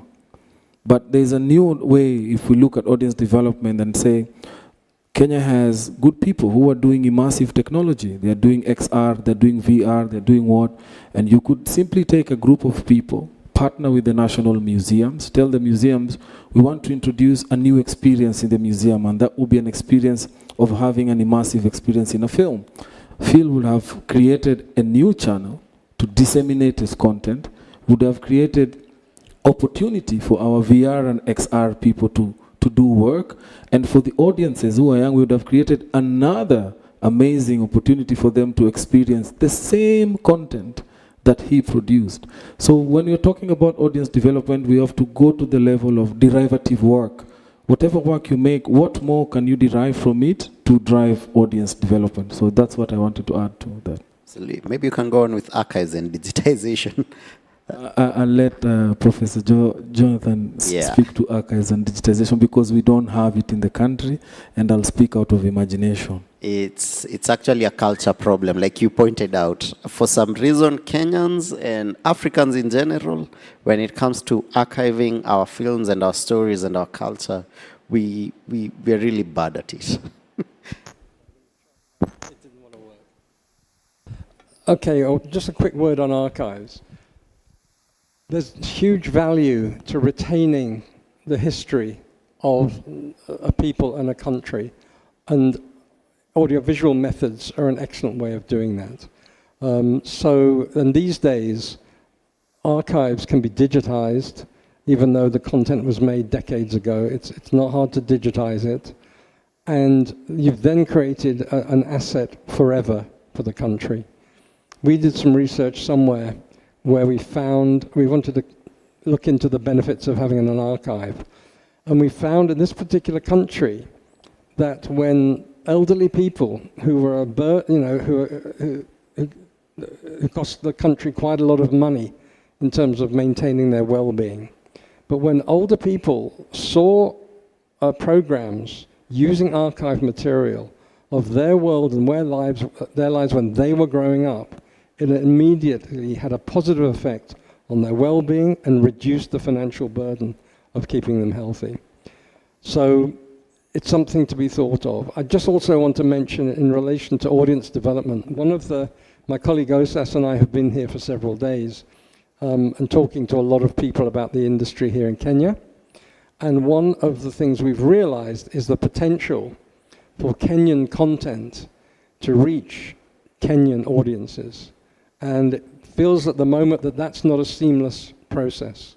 So, this holistic strategy we talked about, an important aspect of it would be working with people of all ages and all types on increasing their understanding of, familiarity with, and enjoyment of screen content. Okay. I just want to go back to this chart for a moment and mention a couple of things. Under the international vertical, the first box is Film Commission, to have an outstanding Film Commission. The reason why you didn't see Film Commission as a priority earlier is because you already have a best-in-class Film Commission. And I just want to recognize that fact, because some of you might be thinking, why no Film Commission? So Timothy, you and your colleagues do an outstanding job and are known around the world from doing so. And the other thing I want to mention is if you look at the infrastructure vertical, there's no mention of cinemas there. And the idea of a strategy, a policy to develop cinemas came from the group, came from a discussion in one of the groups. So the point I'm making is this is a generic strategy, but it doesn't mean to say it has everything in it that you need, and it might have some things in it that you don't need. So I now want to move on to a discussion and questions from the floor. So I'm going to ask the folks over there, who has roving microphones? And if you do, could you come forward, please? Because we want to do a little bit of managing. Please, thank you. Just stay right there. Is it just one of you with 2 mics? Okay. We might need someone else, because what I want to do is I'm not going to go to one person at a time. I'm going to go to the first person, then the second person to move things along. So thank you very much. Could one of you stand over here so you're at this audience? And if you look at me, I'll be showing you where to go. So when you ask a question or have a comment, could you tell us briefly who you are and what you do? Okay, so show of hands, please, for anybody who wants to. Ginger, you've not put your hand up, but I'm sure you were wanting to ask a question before, so I'm putting your hand up for you. So microphone over here, and the gentleman in blue at the back, in the last row, leave your hand up, please. There we go. Continue. Ginger Wilson, Ginger Inc. Films. I'm a producer and a service producer, so I deal with both sides. I just wanted to underline something rather than have a question. When we talk about discretionary fund for development, it's in the writing. And I want people in the business sector to get that this isn't about making a better quality production. And we all know you can make a bad film out of a good script. You can't make a good film out of a bad script. So you do have to start with a good script. But the first thing is getting the script written. And it's not so that you can then go into production. It's so you can take it to market.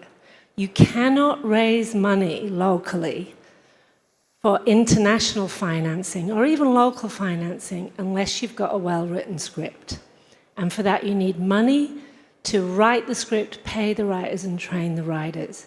And I think that's often missed, so I just wanted to underline that. Thank you. Before we go to the person in the blue shirt, what other hands were up here, please? Then the person at the very back, you'll be next. Over to you. Good afternoon. Whoa. My name is Peter Kawa. I am an actor, film director, and talents manager. I have 2 observations in the pillar for infrastructure and culture. I felt like under service and facility providers, we didn't really delve deeper into the role of PR companies and marketing companies. That would help very well in audience development. I felt like we could delve a bit more into that, because I feel like that is one conversation that is very ripe right now in the industry, and everyone is trying to understand how we can use that to make the industry better and grow our numbers. Then for the culture pillar, I might have missed it. I didn't hear anything to do with film festivals, unless it was mentioned. I don't know. I was very interested in that. So what we did, we were focusing on prioritization. So the fact that film festivals, which is number 1 under this vertical, wasn't identified is because probably the group thought that we were already doing an okay job, Kalasha being an example. So that might be why film festivals wasn't mentioned. Could you repeat the first point, because I didn't quite hear it? Yes, just audience development. How do we use PR companies and get into collaborations with them just to help develop and amplify our works out there? Thank you, Ginger, with the submission you did. Peter, I will want to guarantee you that audience development is holistic. And what you have mentioned in PR and marketing, commissioning, and all that, all those things are part of audience development strategies. So be rest assured that when an audience development strategy will be done for Kenya, all that will be inside. Thank you. Yeah, I think it was mentioned in the discretionary fund. We will, we should create a fund for A to Z of the process, and I did mention marketing and distribution, so we've not forgotten marketing and distribution. Film festivals, why it wasn't mentioned as a priority, I think we first need to bring in audiences before we can have successful festivals, and I feel as a country we are still at the point of just creating our cinema-going culture. The festivals will naturally just, we already have some, but if we can get 5 million Kenyans going to the cinemas, the festivals will just naturally follow suit. Yeah. Thank you. Another question over here, if you'd come to the gentleman in the white T-shirt, but now we'll go to your question in the back, please. Thank you.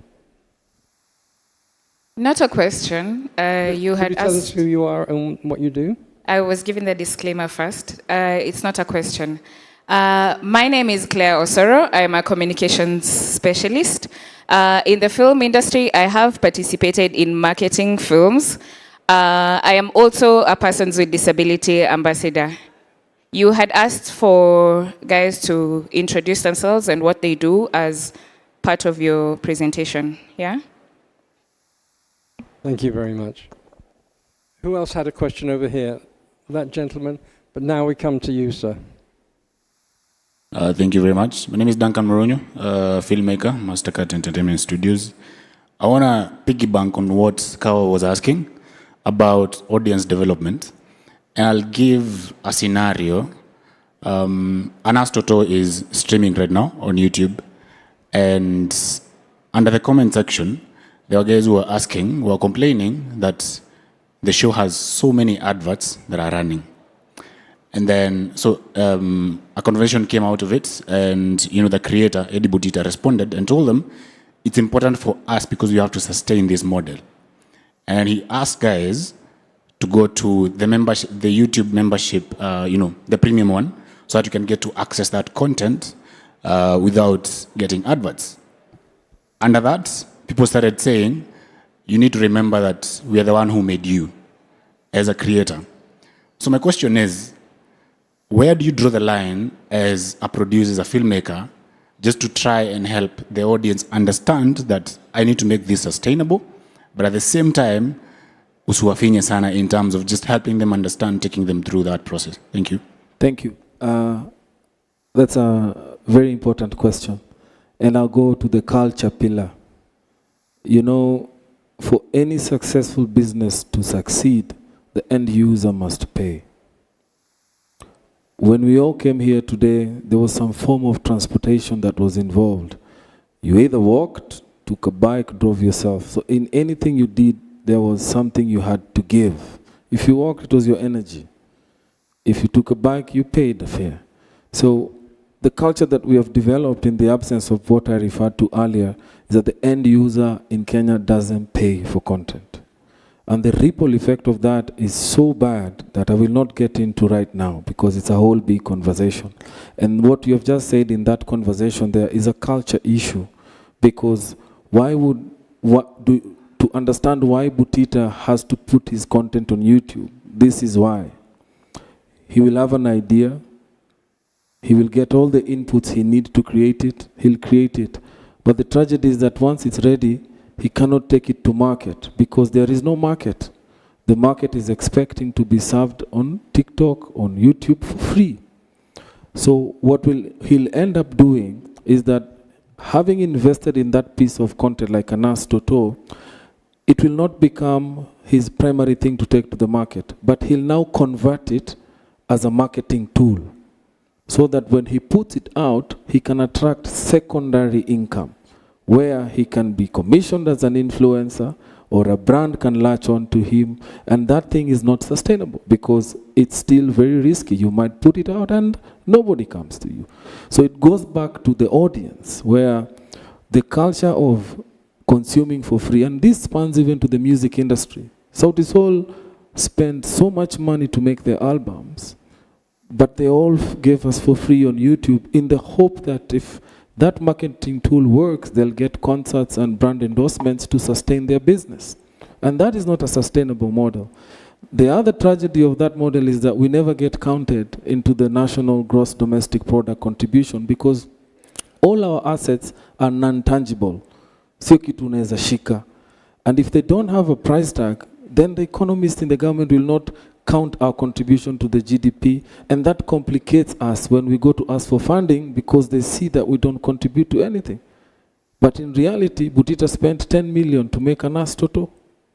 So audience development has a segment that's called sensitization, where we have to sensitize the people on the importance of avoiding piracy, of spending that 50 bob, and on the or to supplement that, we actually have regulations that now become strict on if you're found pirating or if you're found consuming without this, there are repercussions. I hope I've answered your question well.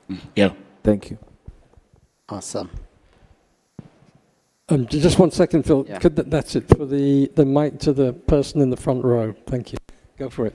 Yeah, I think the other thing, Izzy has really answered you well. The other thing about business is create products for everyone. If for the people who drink in the room, we have top shelf whiskeys. We have your yeah, exactly. But for Safaricom, they have airtime for 1,000 bob. They have airtime for 5 bob. So even for us as filmmakers, we need to start thinking like businessmen and create products for each category. So have a value proposition for guys who will pay for YouTube Premium and just have another one. Yeah, unfortunately, it's again the running order of business. Thank you. Could I just, sorry, when we come here, just to say I'm also interested not just in questions, but if any of you have any comments that you want to add to the discussion, we'd be very, very interested in hearing from you. So this person over here was next, I think. And then we'll come to you, sir. Hi, my name is Agola Simon. I'm a student at the Multi-Choice Talent Factory. I'm from Uganda, and back home I'm a sound engineer, sound designer, production sound recordist.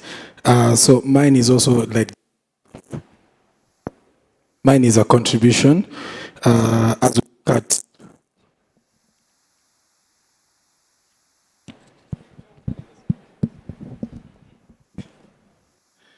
Okay, as we look at workforce development, I think as the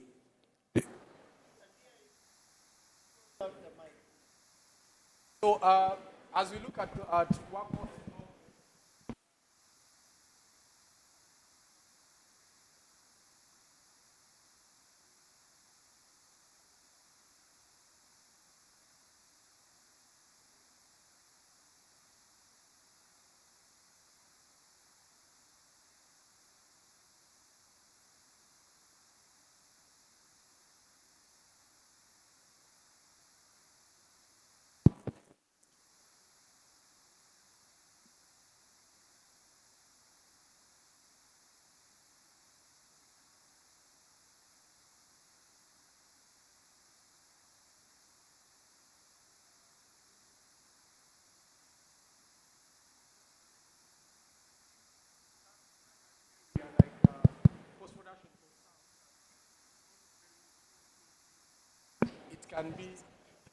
It can be, we can have co-production treaties, like let me say Uganda, because Uganda at a point right now has started, like in post-production for sound, it has started growing, you know? So such treaties can really help to solve such problems. Yeah, thank you.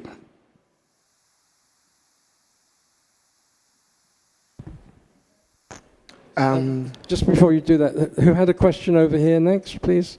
Microphone down in the front to the ladies. Thank you, sir. Good morning. My name is Mushuthi Waruga. I'm a student at KU. I also own a production company that we do advertising. And I think by starting by answering our brother here, that culture where people don't want to pay for what we are consuming, it began with the Watoto Kaa Chini films. And I think we have continued with it. People just want to watch things for free. And I think that needs to change. My question is actually on the place of devolution, because away from Nairobi, they are very, very nice films. I came to Nairobi this year, but before I came to Nairobi, I used to be in Nakuru, where nice films are being produced, but they can't get broadcasted, they can't get a market in the national. So what is the place of devolution in even the funding? And number two question is actually on the place of the place of unions in post-productions. Do we have unions for post-production, people in post-productions and people in advertising especially? Thank you. I'd like to ask my senior and chairperson of the Producers Guild to respond to that question. He was also part of the workshop that developed this. The question, Mato, is number one, if I understood you correctly, if the discretionary fund will live in the national government or it will be devolved into the counties. And the second question was if post-production in Kenya is gilded or unionized. Yes, please give the microphone to Chairman.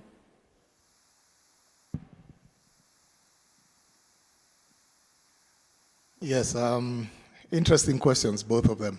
But there's a comment he made that I totally agree with, the one about the Kaa Chini culture. For those who do not understand, do you understand the Kaa Chini culture is referred to? Stand up. I'm sorry. Do you understand the Kaa Chini culture he's referring to that has contributed to Kenyans not paying for content consumption? No? What were they called? There was a company that had big TV trucks with TV screens. Ace Communications. Ace Communications, yes. And they used to go around the country, mostly on weekends, set up, and when you see the truck in your neighborhood, you'd run and know that's it, and you try and get the best, seat. And then they would play movies in the evening once the sun's gone down. And these trucks, that business was funded by advertising. So you had the Unilevers and other companies back then who had products that they wanted to sell, mostly soap, cooking oil, and things like that they were attracting. So that's the Kaa Chini culture he's referring to, that basically we consumed content for free. And I think that has carried on. So now it's time to change that narrative and pay for content. Now, the next question was, hey, this gray hairs contribute to memory. It was with if we develop a discretionary fund for development, Yes. Will it sit national or will it be devolved? Or should it be devolved rather? Okay, yes. Good question again. We talked about that at the meeting earlier on. There is a fund that exists in law, and that's the blank tape levy. That for any item that is used as a storage device, that's a hard drive, a flash disk, recordable DVD, anything that you can record on, generates tax, or what's the term they use? That, yeah, sorry? Yes, that there's a percentage that's removed and put aside that goes towards one fund, and that's the fund that's supposed to fund our productions. How the money is to be used has not yet been determined. There's no framework of how to use that money, but it's there sitting somewhere on paper, technically. The film industry is highly capitalized. So I think what we should do is we should push to have that fund start working for us. It's for the benefit of the entire creative sector, the musicians, the post-production and all that. if we can make noise, the more noise we make, then government starts listening to us. We should be able to find a way to tap into those funds and have them trickle down. And that's when you can achieve most of the things we've discussed here, audience development, training, film education, and all that. So the funds exist, but the question on whether it's at devolved county level or national level, I don't think I am the right person to answer that. Because if it exists in law, I think it's national. It's not devolved at county level. And there was one the more second question was whether post-production is unionized or gilded in Kenya. Oh yes, there's a very, very strong post-production group. At one point, I was part of that group until state of the industry. What was it called? SOTFI. I was part of that editing group because I started my career. Well, I didn't start my career. Editing became part and parcel of our production work, and I'm happy to see Eda here, who edited one film, one music video. I remember. I'll never forget Mulongo. It was way back, almost 20 years ago, that he keeps referring to. So editing, yes, we were involved in a lot of editing work, and the guild is there. The membership is very strong, led by some very strong players in the industry, very experienced, who've been around for long. And from the conversations until I was chucked out, the reason I was chucked out after SOTFI was I was termed a producer and no longer a director. So I could not be with one foot in a group of production discussing fees and negotiating, and being in a group of editors discussing. Basically, it's me discussing with myself to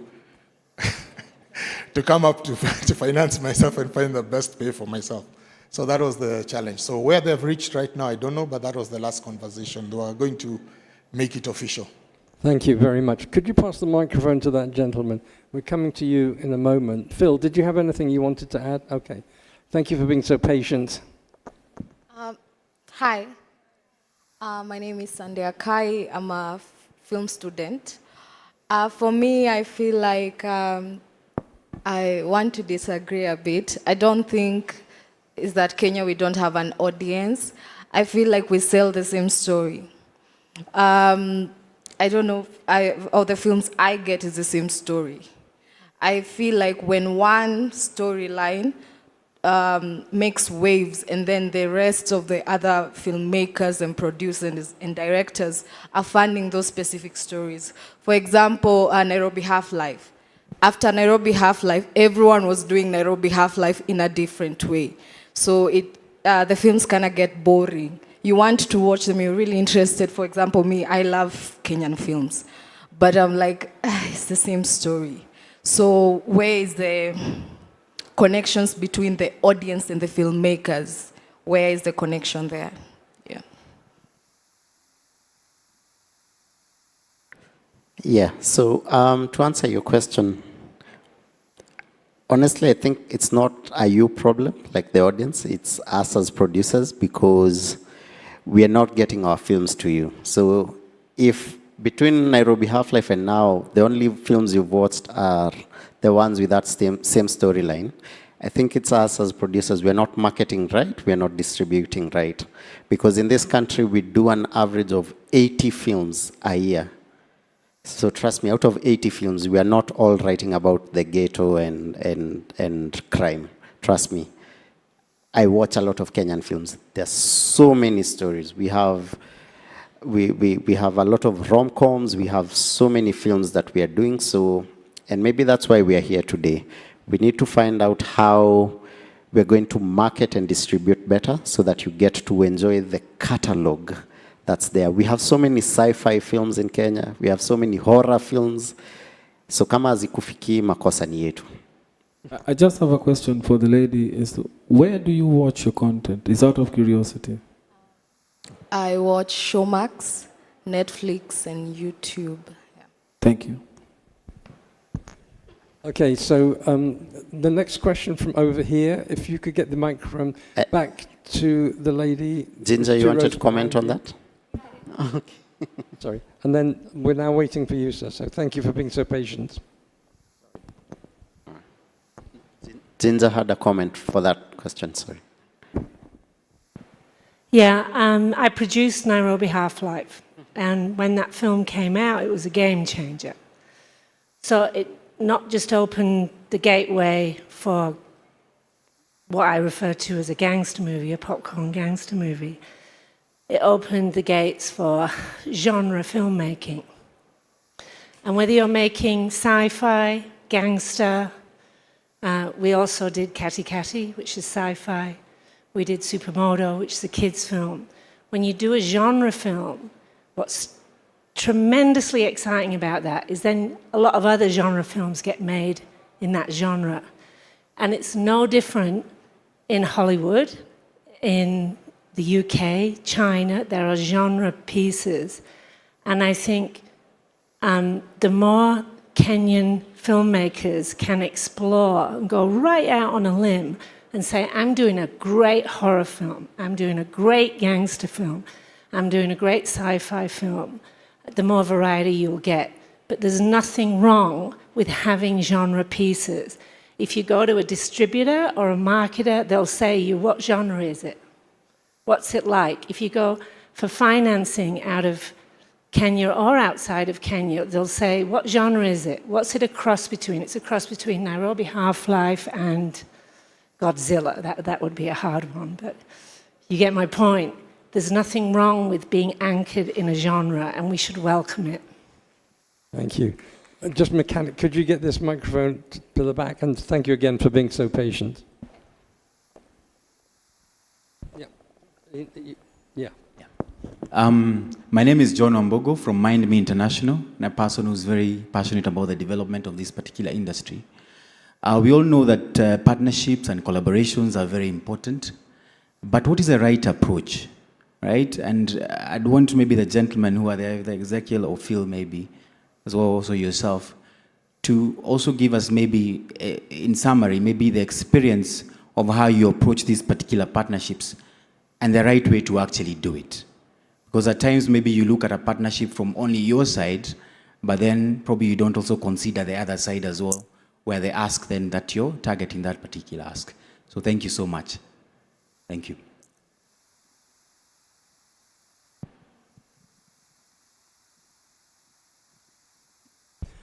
So by the way, I just want to get the mic to someone else who's got a question over here in the front. Thank you. I think we know that Denmark has a very, very exciting and successful independent film industry. Actually, I'm saying that. I'm not sure that we do want. Who here knows about Danish films? Okay. So Danish films have been very successful, take my word for it. And one of the reasons why is because the Danish Film School very early on decided that it would, rather than train and teach individual writers, directors, producers, or whatever, they insisted that they work in groups. And so they were trained to collaborate as producers, writers, directors. And out of that came the Dogma movement, which most of you are too young to know what they were, what it was, but it's a very, very successful movement. A lot of very good Danish and Scandinavian filmmakers came out of it. So my answer to your question, sir, is that we need a mechanism, in this case it was film school, to have these different elements of the creative process think about their work as a collaborative, collective endeavor, rather than being an isolated an isolated approach where everybody's in silos. I don't know if that happens here, but I'd certainly encourage, whether we're talking about the formality of a film school or informal groups getting together at film festivals, or training pods, or whatever it might be, that encouragement early on that filmmakers, producers, particularly producers, directors, and writers, think of their job as to develop content in collaboration with each other. Want to add anything? Okay. Yeah, right, so, yeah, I think I'm good. I just want to. Do you feel answered? Not yet. You're good. Okay. All right, please. Thank you. My name is Zipporah Wambui. Can you hold the microphone closer to your mouth? My name is Zipporah Wambui, a student at Kenyatta University and a co-founder of Frame Crafters. We are a production house. I've had the issues between the product. You've already had your film and getting it to the audience. Where is the place of market research? Because I feel like if we do research, if there is strategic research, this is the story we want to do, this is the message we want to bring across. Which audience would better embrace this story, and which audience would shun or not be hyped about that story? So I think if we put in a bit of also academia in this and do market research, then the gap between the story and getting it to the audience would have been bridged. Because if you're talking about feel it, and there's a style of your storylines and the way you tell your stories, and talk about frame crafters, there's a style we tell stories. We know there is a market for us because we've done the research and we know our stories will get to different audiences. So that was my comment. Let us also embrace market research. It will help in bridging that gap. Yeah. Thank you. Wambui is your name, right? Yes. So one thing I'd like you to appreciate, thank you for that comment. You're absolutely right. Everything that you see on this board, all these small boxes, will be driven by research for them to succeed.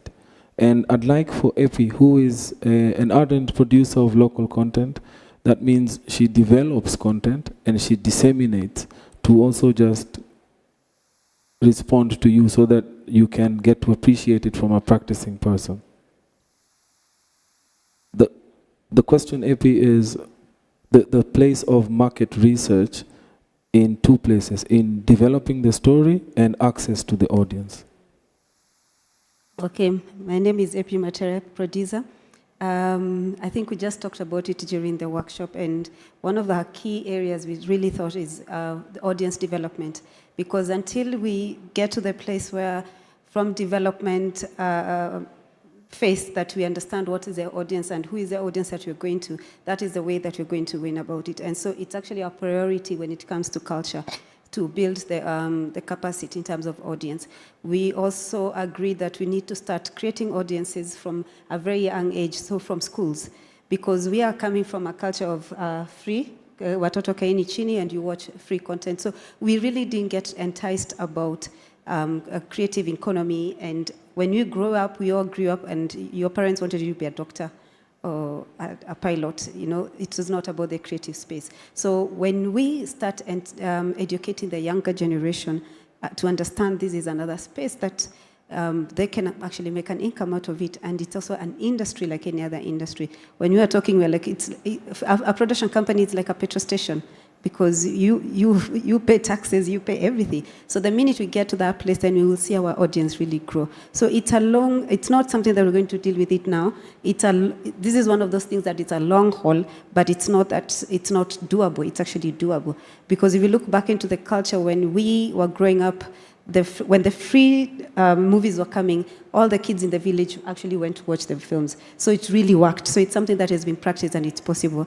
And so you develop your audience from development through production all the way to the marketing. And of course, one of our priority also was marketing and distribution, so that we can get a market ready for when the production is done. I hope I've answered.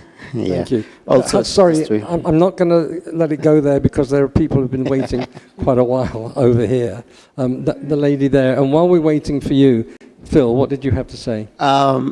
There's a lot of market research that goes into production companies before they develop stories and films. Maybe what we've not been doing is putting the research out there. It costs a lot of money to do any production, whether it's a TV show or a film. So trust me, before we even spend a single shilling, we've spent a lot of money on research. So maybe, I don't know, maybe a way of making research available to everyone, maybe. Yeah. I'm just going to make a comment on that, and then we're going to come to you. But there was also other questions over here, so I don't know where the mic has ended up. There it is. You've got it. Just if you could pass it to yes, to you. But hold that question. Before we come to you, something I want to say about the way in which content is developed.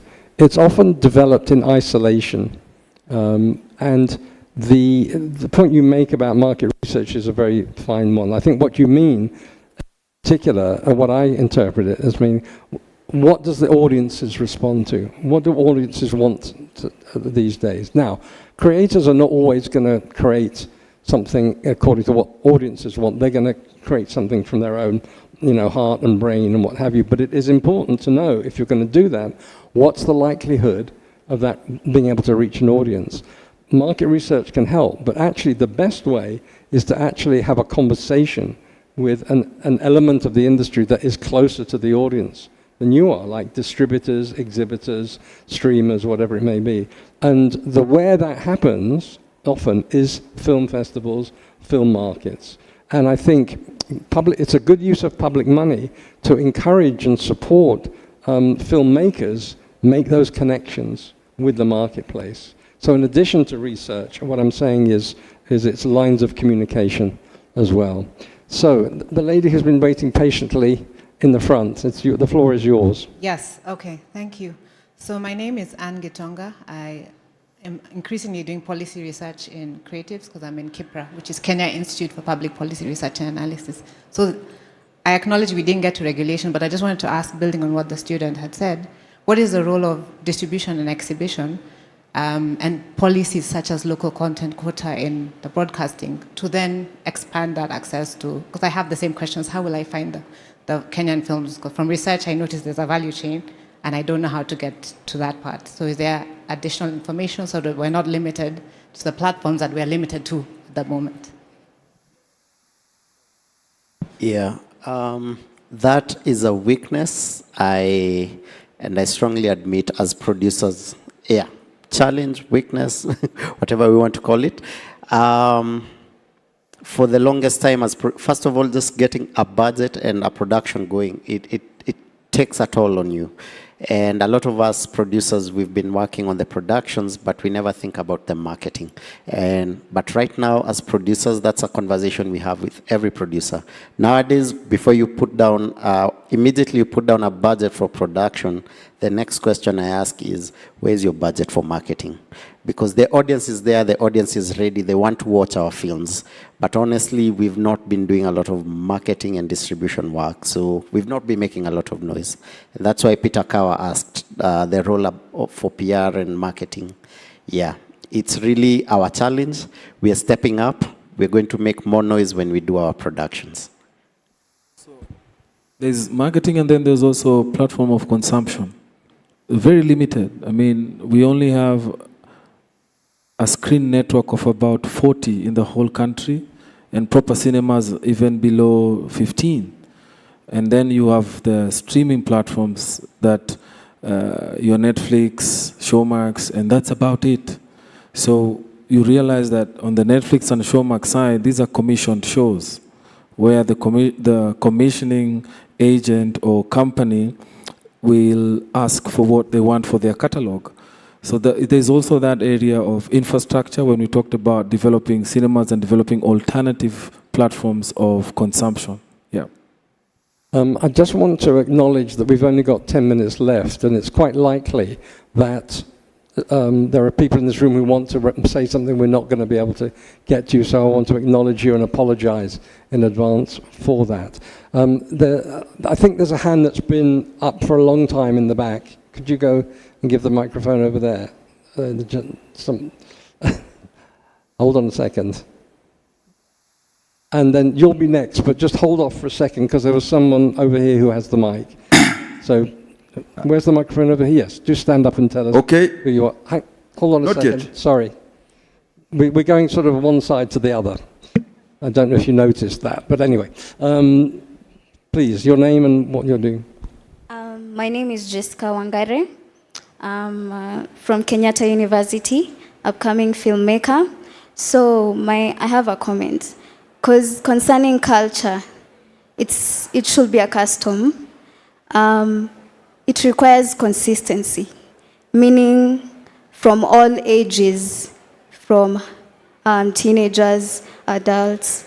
So it means when you talk about film education, going to high schools, that should be a culture for the filmmakers. It should be all over, like even in cinemas. Why do they go for the 50 bob movies? Like it should be affordable also for the teenagers.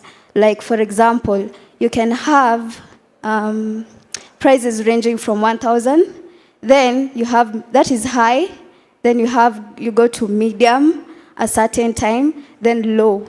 So all aspects are covered. Like for the ones who go for the 1,000, of course they'll be there. For the ones going for the medium, they'll be there, and the low. So it's consistency and that affordability for everyone. Yeah. Thank you. Very well. Point very well made. Could you get this microphone and give it to the person behind you? That's it. Yes. Sir, I interrupted you before. The floor is yours. Hello. Good afternoon. My names are Engineer Patrick Ogutu. I'm the Secretary General of Kenya University Performing Arts Association, commonly known as KUPA. Normally, in our festival, we have generals which are involving historical plays. So we normally tackle historical plays for within the Kenya region and historical plays outside Kenya.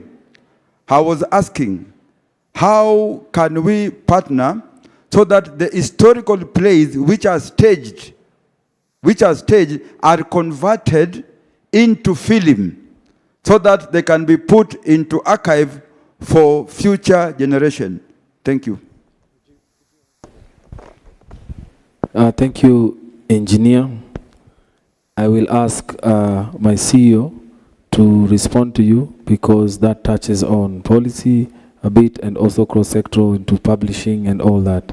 The CEO of the Film Commission will respond to this particular question. Thank you. Thank you, Engineer. I think we are already partnering. We don't have to reinvent the wheel.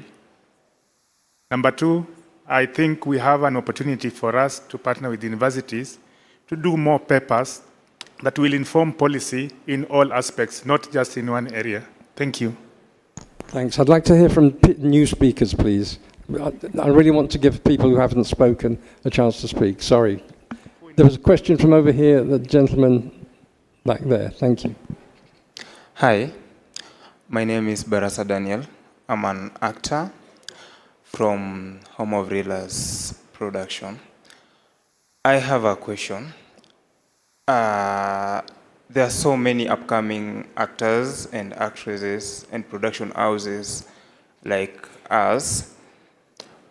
We've been doing film, short cinematics, and we've been posting them on Facebook, Instagram, TikTok, YouTube. Like the way you said, there is a category, like a category of content where the content is being consumed at a large number.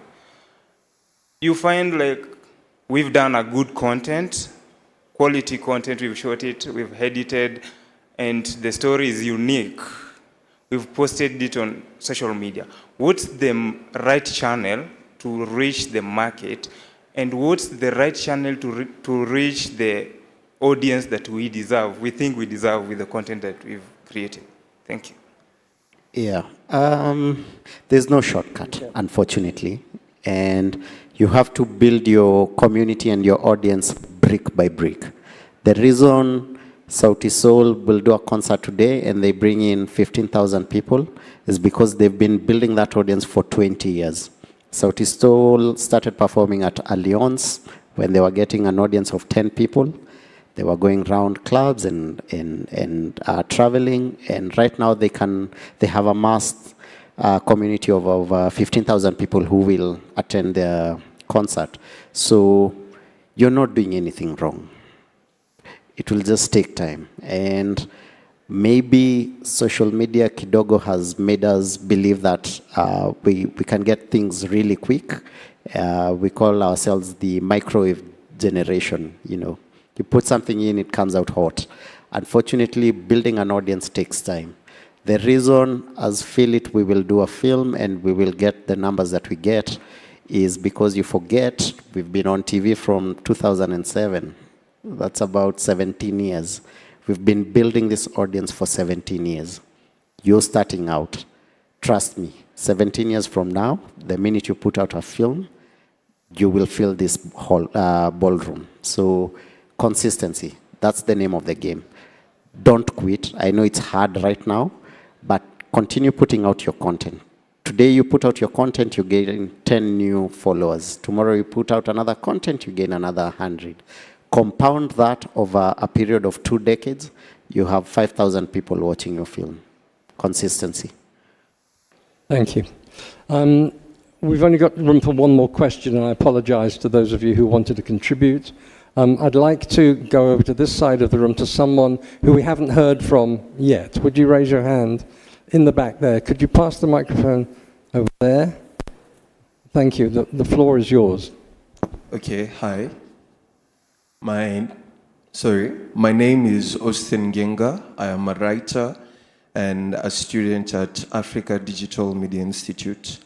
My question is, as students, sometimes we have our own personal projects that we would like to fulfill, but getting donors becomes a problem just by the very fact that they are assumed because that you are a student, it means you'll make something that is not up to par.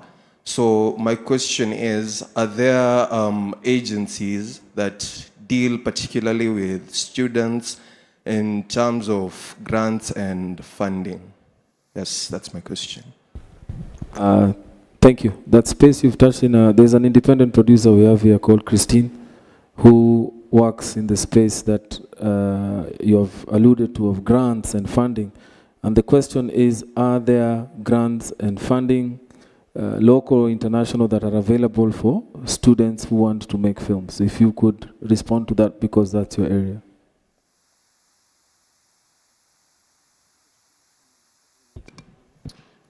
There are grants that are available for films, for projects in the creative sector. There are grants in the in different companies.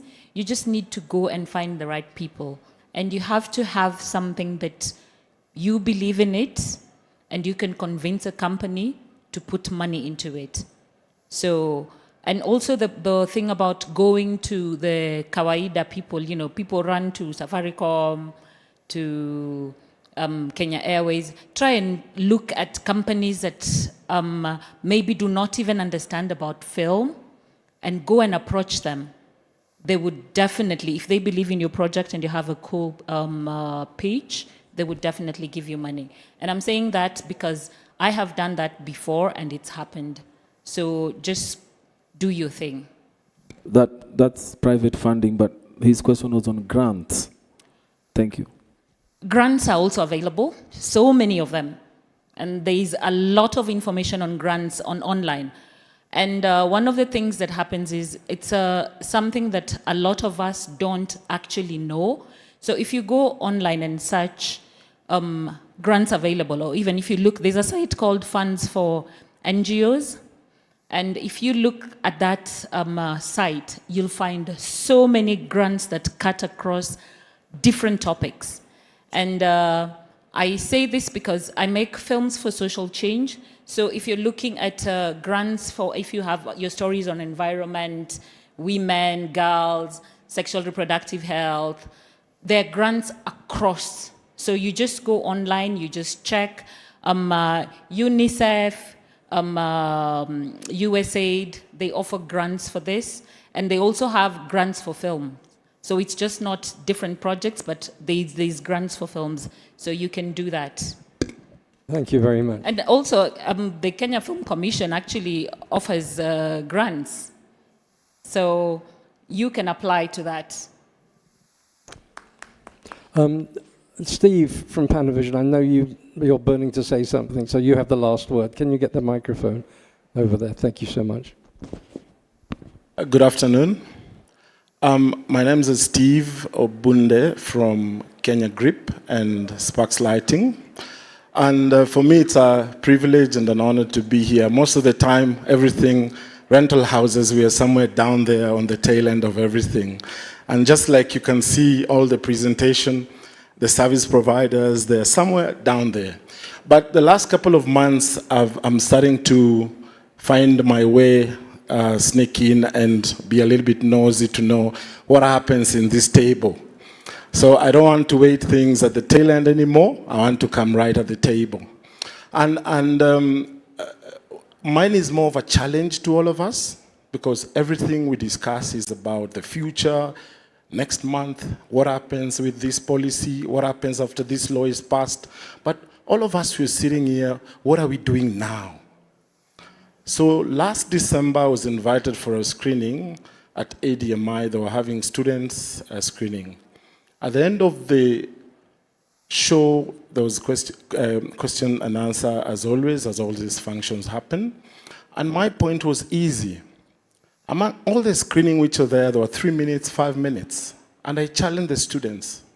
In December, a week before Christmas, anyone who comes up with a 30 minutes short film, as soon as possible, will get full support from Kenya Grips. That's starting from lighting, camera, grips, you name it, all the technical, including fuel.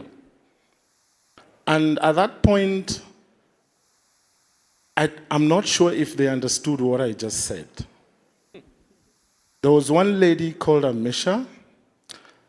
She called me the Christmas week, and she said, I'm working on something. How soon can I do a presentation? And I said, as soon as you're ready. Then as soon as we got back to work on the 10th of January, again she called me and said, can we organize an appointment? And I said, yes, come. And as soon as she got to my office, the institution, ADMI as well, contacted me and said, Steve, no, don't do that because all of a sudden we have 6 pitches from the students. And I was invited a week later. In January, I went and watched 6 presentations there.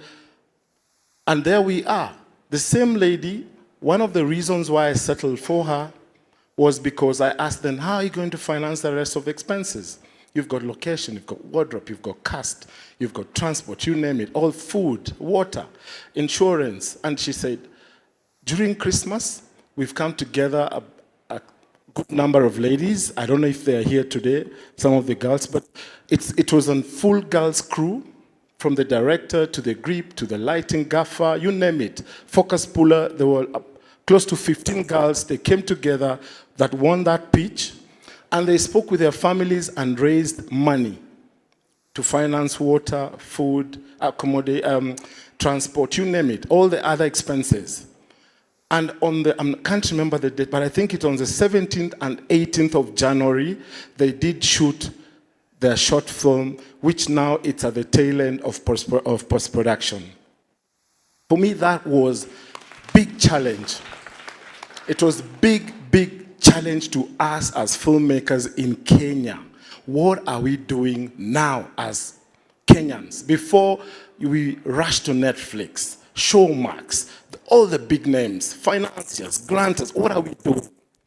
Amongst us here, who has what that we can bring together, do something as Kenyans, roll it out there. By end of this year, we've got something to show that is a Kenyan fully funded project by filmmakers.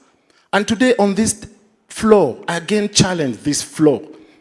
I am ready to put in lighting, camera, grips, transport on the cinematography side of things to put up a Kenyan full project. But it has to be a young person who is not known here. It has to be a completely, for me, it has to be someone not known. We need to challenge one another. And the reason for that, I was at Durban Film Festival last year in July. One of the strongest things I learned about that, on a similar set up like this. And that's why I say, well done, Timothy, for what you've done this year, because there's a lot of students' involvement and recognition this year. And there was a continuous screening of students' projects running all through on another end. So as this mainstream higher is happening, there should have been a students' screening happening. And believe you me, that will be full house, non-stop. And that's why it's an incubation for bringing out new filmmakers. For me, I just want to wish you all the best, but we need to challenge ourselves right here, right now. God bless. Happy Easter. Thank you. Well, it's great to end with an inspirational thought. I'm afraid we have run out of time, so there's no time for more questions. But what I would say is when I started this session and saw that this was 90 minutes, I thought, no, there's no way we're going to last 90 minutes. We'll be done and dusted in half the time. I was so wrong. Clearly, the interventions we've heard have been, very interesting from all different types of people. It's obvious to me that this conversation needs to continue in some way here in Kenya. But I want to end it by thanking, first of all, thanking my co-panelists for their contributions. And also thanking all of the stakeholders and professionals who are part of our working group, who we've heard from earlier. Thank you so much. But finally, to thank everyone else in this room for your attention, for your thoughtful interventions. And it's my privilege to be here and to wish all of you the very best of luck for the future and for the Kenyan film industry. Thank you.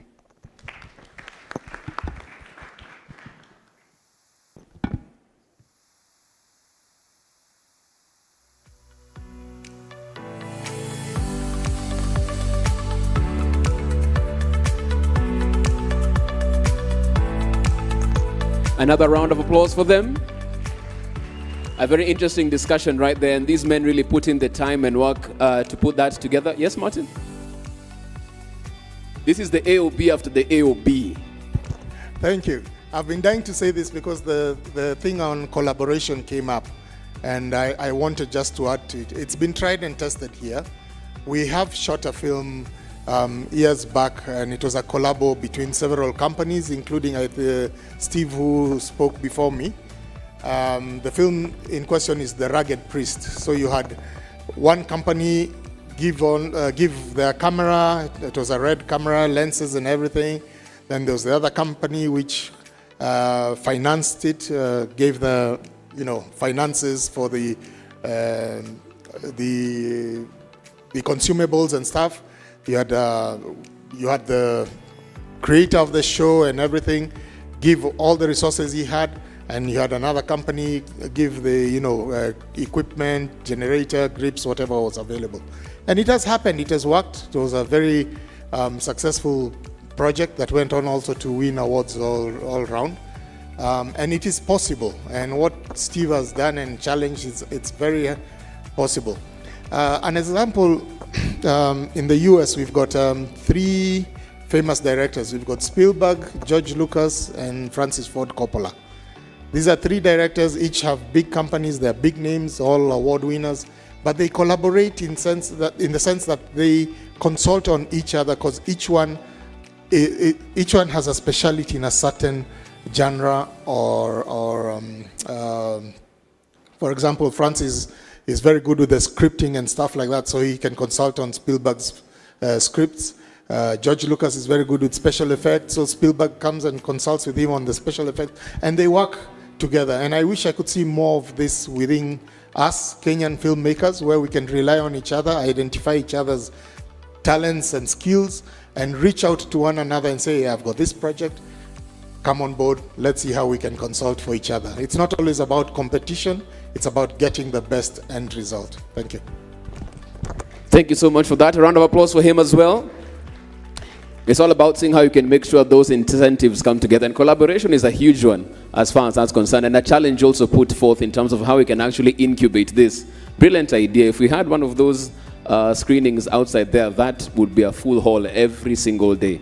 I think that has been put down for the next Kalasha. We're going to take a short lunch break, reconvene at around 2:30 as we get into that final stretch, because yes, we are young. I saw a survey done when Phil asked who are the young filmmakers here. But imagine there's a point where you might want to retire from the game. That's going to be our last panel discussion, retirement for filmmakers. What happens when you get to that particular point, and how do you plan for it as well? That will be happening at 2:30 right here. So let's have lunch, let's talk, let's network. There's a lot of contacts you can get right here, young filmmakers. Then we meet at 2:30. Good afternoon.